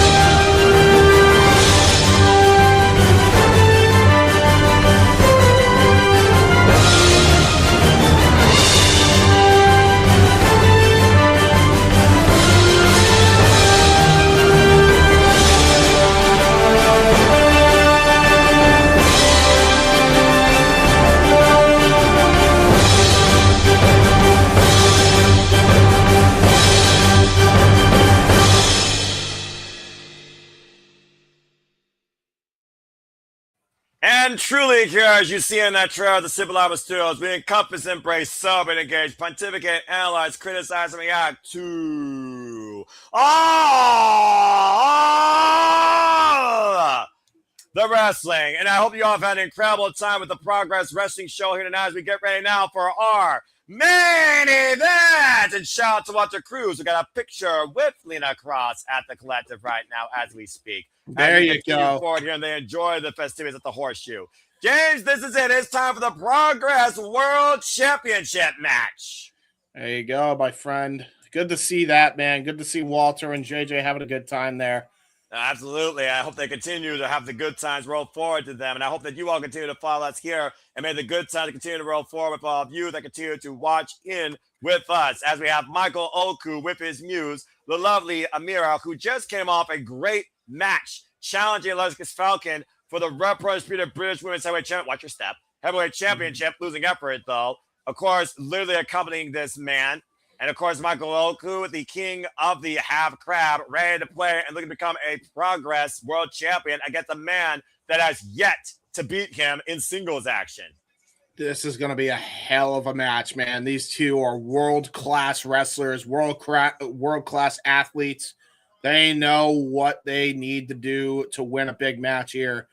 And I'll tell you, this has been a fantastic show. I hope everybody here has enjoyed themselves. I know that I don't want this to be the last show of Progress that we covered. This was a very good showcase for them. Honestly, this is, other than Podermania, which I heard was a really excellent show, this might have been the best showcase that the Collective have done thus far.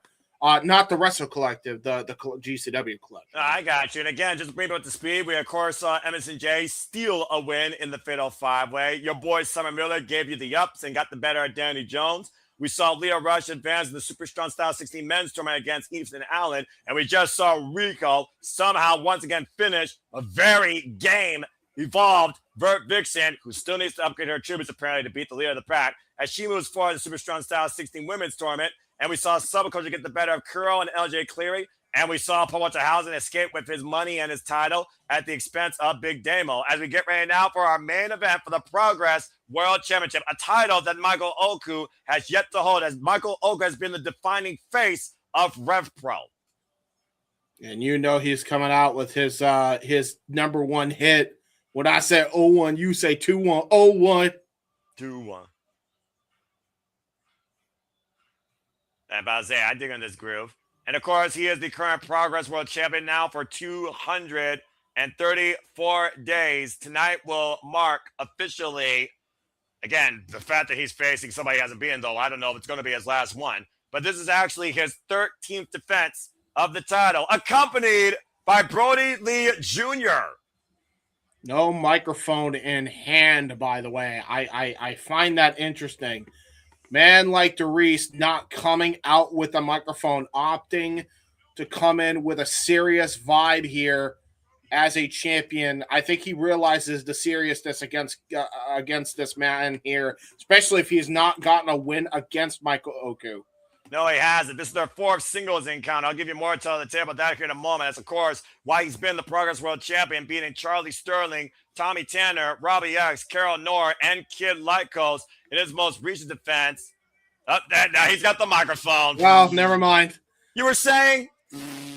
I guess you can never stop the 0-1-2-1 from coming to your town, you know? Yeah, you know what? Coming to a town near you. I'll respect that. He's the 22nd Progress Men's World Champion, following a legacy of Will Ospreay, Mark Andrews, Rampage Brown, Nathan Cruz, Daling General Walter, Eddie Dennis, Jonathan Gresham, and, of course, as I talked about earlier, Luke Jacobs, among others. He's having up Vegas, that's for sure, though. For those that wonder why Brody Lee Jr. is out here, Amira had some very colorful comments towards one Brody Lee Jr. and his mother, and she is not amused in the slightest. No, I'm not surprised. Man like Dereiss, 29 years of age, 8 years involved in the game, trained by Marshall X at the Kamikaze Pro Dojo, and Marty Jones out of Squared Circle Academy. Of course, we saw Marty Jones last year at the Forbidden Door, alongside, of course, Johnny Saint, when Nigel McGuinness challenged Zack Sabre Jr. for the IWGP Heavyweight Championship. Yeah, we did. Legends of the UK scene. Well, this man's a urban legend in the UK, for no doubt about it, with the audience here. Current Kamikaze Pro Champion and SMW Champion 2 times over. In to your point, a standout of the UK scene, a former Progress Tag Team Champion alongside Dan Maloney. They were literally called the 0121. That's where that comes from, by the way, his tag team run.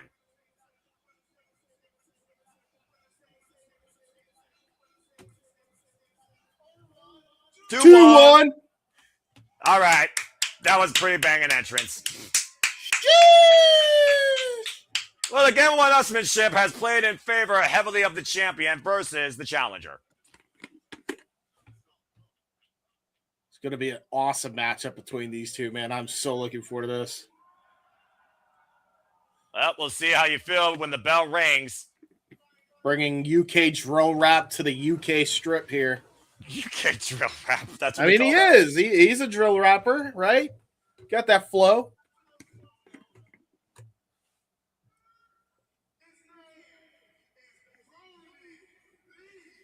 Introducing Burley Jr., who, of course, as you mentioned, James, will be on Joey Janela's spring break, taking on Joey Janela. In the main event, by the way. His debut singles match is the main event of a pay-per-view. Arguably GCW's biggest pay-per-view of the year. Yeah. 2-1. 2-1. 2-1. 2-1. All right. Shout out to D'Lo Brown, by the way. I know the great commentary work he's doing. And again, I like this guy's game. And again, I hope you all have enjoyed our game here of commentary. Again, it's been an absolute pleasure being back here as the OG duo here with James Hebert. I hope you've all enjoyed. As we go to SoCal Val for their introductions of our main event. Let's get serious here, folks. Yeah, I can't believe that right after in a couple hours after this show, the OG three-man is going to be back together for one show only. That's going to be awesome. And I'm so happy it's Dynamite. I'm so happy it's that historic show, man. I'm so looking forward to it. Michael Oku, as we said, the king of the half crab, two-time Red Pro undisputed British heavyweight champion, Riot Cabaret champion, and of course, as I said earlier, singles wins record of 3-0 against man like Dereiss. Involved 8 years in the game, trained by Eddie Dennis out of Knuckle Lock's gym. I'm going to state this as well, and this has been a thing since GCW Rumble in the River. Big thing when it comes to Michael Oku's crab. Man like Dereiss tried to do a top rope maneuver. It was him and Leon Slater, boisterous behavior, taking on the Busta and the Brain.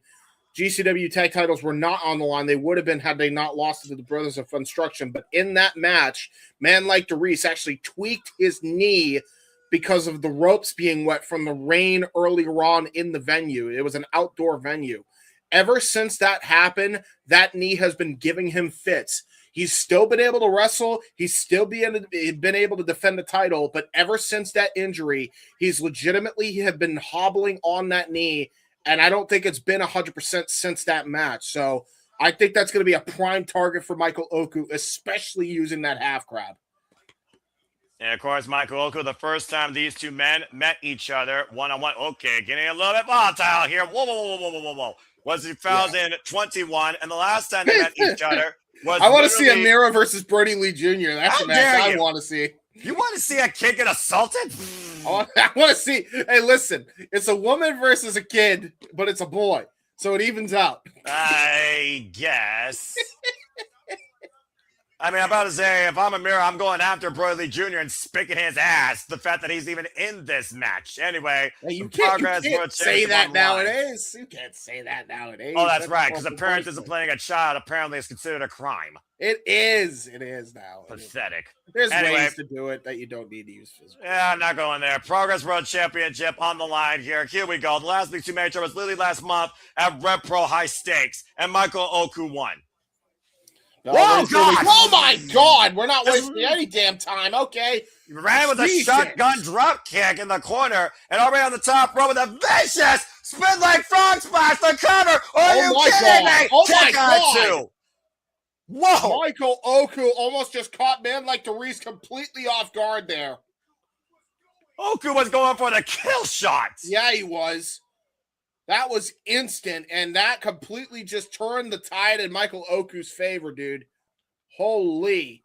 That's saying something considering the last two matches went 21 minutes each. Knife edge chop right there by a man like Dereiss. And of course, you've talked about man like Dereiss's career for quite a period of time, James. This guy has done nothing but impressed you. Yeah, he's been phenomenal as an athlete to watch. Whoa! Great lariat, vicious lariat that time by men like Dereiss. He can hit hard. He can fly high. He's got the total package, as I said. And knife edge chop has been a progress standout since 2021, by the way. Irish whip and hoisted. Ah! Back body drop. Hello. Good Lord, elevation right there. Two of the best in the UK scene right now, and men like Dereiss and Michael Oku. You'd be hard-pressed to find two men better in the UK wrestling scene than these two. And about to say again, these two have known each other for many years across the UK scene. But again, Michael Oku has always had the better of men like Dereiss. Looking for the Irish whip. And again, we know how important, how valuable that muse of Michael Oku is in his corner, Amira. Shout out, Rib Shot. What's up, my guy? I love seeing you in here. To the side of the head. Good to see Rib Shot again. Thank you to everybody, by the way, in the chat. Please like, share, subscribe, comment, tell a friend. If you want to get into the conversation, super chat, pay up, as simple as that. And Michael Oku set up and over, and I think he cut me like Dereiss with a sling blade across the top rope. Yeah, he did. He got him with a sling blade on the top rope. That's a steel cable. I got to reiterate, folks. That's a hard landing for a man like Dereiss. And by the way, shout out to the 110 of you watching us cover British wrestling. I loved seeing that. And we got to do more of this British wrestling and UK wrestling and women's wrestling after this. That's all I got to say. Drop kick out of the corner. Missile drop kick, and he connected flush with it. There's the half of the far leg, the back press, and a 2 count on men like Dereiss. Yeah, Michael Oku has been dominant from the word go. The minute the bell rang, this match has been under the firm control of the master of the half grab. The fact that man like Dereiss went through, well, you talking about the tournament earlier, James. Last year, man like Dereiss won the Super Strong Style tournament against Leon Slater and went on to beat Luke Jacobs in a tables, ladders, and chairs match to win the Progress World Championship. Yep. And those two formed such a respect in that tournament and that match against each other that Leon Slater and men like Dereiss formed boisterous behavior. Another knife edge chop right now, just wearing out the man like Dereiss, the current Progress World Champion, the 22nd Progress World Champion. Again, Michael Oku, the face of Rev Pro, 2 times over. Man like Dereiss, first time ever, the face of Progress. And he's held this title now for 234 days. This is very much a dream match scenario for fans of the UK scene right now. No snap kidding. there. Oh, man. Rock kick right to the back of the head. What a fake out cover, hook on the far leg, and then Tsuka. To your point, he laid in chop him, he snap mirrored him and drop kicked him in the back of his head. That blind shot, you have no idea how to prepare for. Yeah, that's comes with and there's a nerve in the neck there that absolutely can hurt you. Like that can paralyze you if you get hit the wrong way. Yeah, of course, we know that Michael Oku doesn't go for a cravat or a crossface. He goes for the legs, particularly the half crab. Now dragging him in like Dereiss towards center. Yeah, and look at this. He's going for the leg that got injured in that Rumble in the River match as well. So he's gonna target that leg for the entirety of the match. Watch. Oh boy. Now we play. Turn him up. Whoop. And up kick though. Pig cave. Yeah, man like Dereiss tried to shove him off and just got kicked right in the chest as a result of it.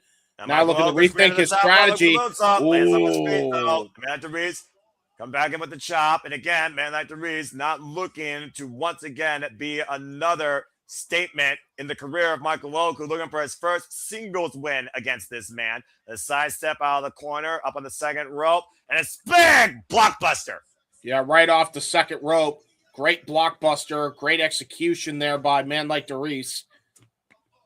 Well, man like Dereiss has also been one of those people that I think people also have underestimated, even during his run as the Progress World Champion. I mean, hell, he has a win over Charles Mason. Jackknife flow recover.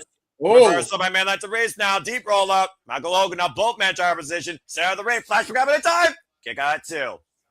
There you go. Oh, God! Oh, what a vicious back elbow strike by Man Like Counter Dereiss. back press with the front leg. Almost was a hidden blade. Shout out to Will Ospreay at 2.5. A man that's been heavily influential in both these men's careers. Yeah, 100%. Michael Oku with a hellacious kick out. Again, that basically was a hidden blade there by Man Like Dereiss. These two, the top dogs in their respective companies. Michael Oku of Rev Pro, Man Like Dereiss, the Progress World Champion. Bam. Yeah, that was a hidden blade for sure. Turned him inside out, ass over tea kettle. Poor Michael Oku. Inside out, upside down. And now Man Like Dereiss looking to hoist up Michael Oku, possibly for a pile driver. Coming shot to the back of the head and neck. Now Oku on his knees. Yeah, Oku, you'll notice, is actually using his lower center of gravity. That's such smart strategy. And now he's able to tell the tape here to your point. We're looking at two agile hybrid wrestlers. Michael Oku, only 6 foot, 176 pounds. Man Like Dereiss maybe outweighs him, but about the same height.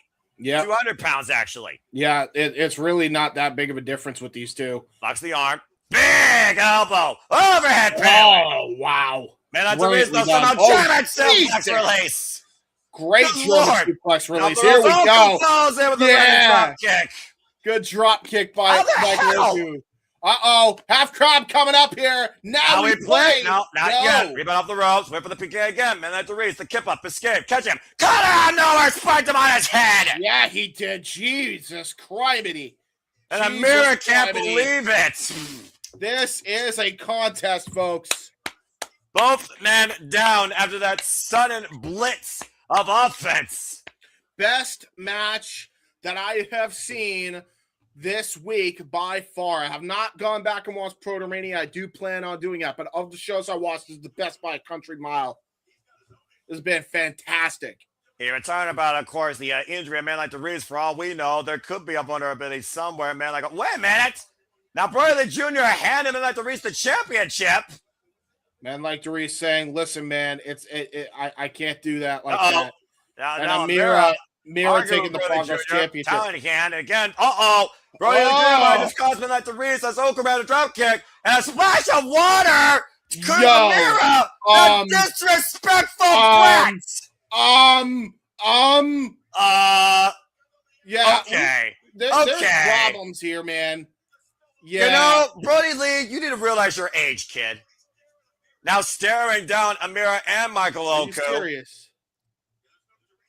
There's no Dereiss to protect Brody Lee Jr. now, and Michael Oku is Michael Oku gonna handle it. I mean, this is really the start of this becoming really a blood feud here. Oh no! Oh my God, he's gonna toss him in. Toss him in. This is not gonna end well for him. Michael Oku's bullshit. I can't blame him. I can't say I blame him. What the hell? Wait, hold on, you're risking disqualification. Yeah, I don't even know what you do if you're the referee in this situation. What do you do if you're Brody Lee Jr. right now? The Coot's fearless, but he just might have literally screwed himself. I mean, you gotta do what you gotta do, man. Yeah. You know what? He deserves it. I'm sorry, he deserves this. Yeah, he earned this. Yeah, he earned all this. I mean, his leg could literally be snapped ahead of facing Judge now tomorrow. Spring Break, they might want to snap his neck. Oku, though, man, he's letting him go, but he's like, don't ever hit me again. Oku needs to focus the task at hand. Now, Man Like Dereiss was able to spring back up in the match. Super kick to Oku. Yeah, holy shit. And that might be the opening Man Like Dereiss needs as he goes up to the top rope. This might be all she wrote, actually, now that I look at it. Position for the 450. Okay, 450 crash as Amira pulled Oku out of the way. Well, you know, both managers have tried to get involved now. Well, why don't the referee eject them at this point? Yeah, really, at this point, that's what you should do. Both Brody Lee and Amira should be. Wait, Brody Lee? What the hell? The cross body my God! This is what happens when kids don't freaking put their parents on a freaking chain and leash. Yeah, we need to get both of these guys out of here. Amanda Lane, Brody Lee run his own way, and Michael Oku looking for the drop kick out of the corner. Man Like Dereiss scouting Oku, though. Shotgun drop kick, John Woo style. Yeah, he got all that. On the attack. Protoplex incoming! Got all of it! And goes for the cover, hook the front leg, back press, and no, kick out 2.5. Yeah, Protoplex does not get it done. That was almost like a deep 6, not even a Protoplex there by Dereiss. And somehow Michael Oko is still, now look at man like Dereiss looking for his own submission on the King of the Half Crab. Yeah, gonna go for the sharpshooter. Shout out Natty Nightheart. I don't know if his wife's trying to do a submission from Michael Oko, though. The rope and got countered. Applied. Half crab, and that's Deidre Knee, Noah. That's Deidre Knee. He's got full inside of the ring. He got all of it. Willie Chow, we got a new Progress World Champion. Dude, could you imagine the upset this could be? I believe he's one of the longer reigning champions, and look at him biting his hand, not wanting to tap out. The ring. And Brody Lee Jr. with the towel in hand. If Brody Lee throws it in, then that means that we will forfeit the Progress Championship to Michael Oko. Yeah, that's bad. Yeah, Brody, don't do it, man. Don't do it. Don't do it. Well, your point, though, that's an injured leg. Yeah, this is awful. This is not good at all. And Amira again shouting to Brody Lee Jr. And right now, somehow that's the wait. The roll up too. Oh my God, he reversed out of it with a roll. Oh God! Holy super kick! Just sent him outside of the ring. Honestly, though, that might be the best place for men like Dereiss to be in right now. The power and the reach of those kicks by freaking Michael Oko sending a man like Dereiss back across the pond to the outside of the ring, though. And of course, Tao can't change hands outside the ring. Only chance to be a pinfall submission inside. And look at this, Brody Lee Jr. trying to basically comfort and motivate men like Dereiss to stay in it here. Yeah, and it looks like Michael Oko might be a little bit motivated here as well. Gonna possibly go for a dive. Run up around the world. Over the top! Rosemary flop! Got all of it. Picture perfect, wiping out man like Dereiss on the floor. Now bringing it back inside. Tossing it back into the ring. And again, Oko literally on the precipice, becoming the face of Progress. And up to the top rope, and man like Dereiss staggered on his feet, the high cross body, catching him down midair. Oh! End of days! End of days hits! Are you kidding me? He got the end of days off! That sets up for the 450!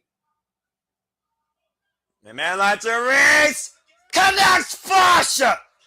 Cover to retain! Kick out at two by Michael Oko. Are you kidding me?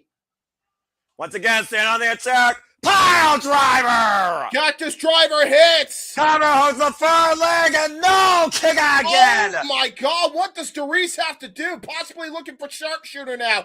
How bad do you want that first singles win? How bad do you still want me the Progress Champion? Now turning it over to his own submission, the sharpshooter. But look at the way he's literally not able to sit all the way through on that. He's still not really seated in that because his knee's giving him fits from earlier. Oh, now he's sitting on it. There it is. There it is. He just jammed that knee back in place. Man like Dereiss retains and finally gets his first singles win over the face of Red for Michael Oko. That was him jamming. If you notice the way he was able to sit out in that, he stomped his leg to try to put his knee back into place, then sat out with the sharpshooter and got the tap out victory, finally securing his win against Michael Oko. Yeah, about to say, the King of the Half Crab humbled by a player of the sharpshooter after a double impact with a 450 splash and the tombstone power driver on his head. His head was ringing, his back was spiraling, and his hand was finally tapping. Man like Dereiss, still Progress World Champion, and we'll wait to see who will face him soon enough at the end of the Strong Style 16 tournament. What a match. What a contest. I mean, I'm extremely proud to have called that and see that match play out. Two of the best standouts to come from the UK. You talked about Leon Slater earlier, the man that man like Dereiss literally beat on his way to dethrone Luke Jacobs for the Progress World title. And there could be nothing but respect there with those two, man. Yeah, absolutely. How much they've shaped each other's careers. My gosh. Yeah, man like Dereiss is literally saying, hey, man, I have so much love for this dude. And if you want to Great keep tuning handshake. in for Progress Wrestling further, look Hooked on Wrestling TV or see what the next Stronzos might be in Burley Jr., you might want to watch yourself, kid. I'm just saying. Yeah, really. There's a reason why he's main eventing, because Joey Janela assaulted him after he talked shit to him. But as far, again, if Amira talks shit on social media, now we know who will answer. But I think I still would take Amira on in that match versus Burley Jr. But let's see if Amira forgives him. There we go. See, bury the hatchet. Not the tightest hug, but it's still a forgiving hug enough. I would accept it. I mean, Amira. I was about to say maybe Amira wasn't doing the tightest hug because the poor kid just decided, oh yeah, I'm gonna spray water all over her because that's funny. Well, I mean, to be fair, to see somebody embarrassed like that, it could be someone's entertainment. But regardless, I hope you all were entertained by this watch along. Courage to GCW Collective. Courage for the first time ever we covered Progress Wrestling. As we continue to progress all the way through WrestleMania week, we will see you in just under 2 hours for our AEW Dynamite Spring Breakthrough Retro Watch Along coverage. For James Hebert, I'm Noah Foster, reminding you as always to make a positive impact in life. Have a good night. We'll see you later this evening for AEW Dynamite. James, cut the fucking feed. It's been a pleasure calling Progress Wrestling with you. Yes, I agree, man. Let's go. Have a good night, folks.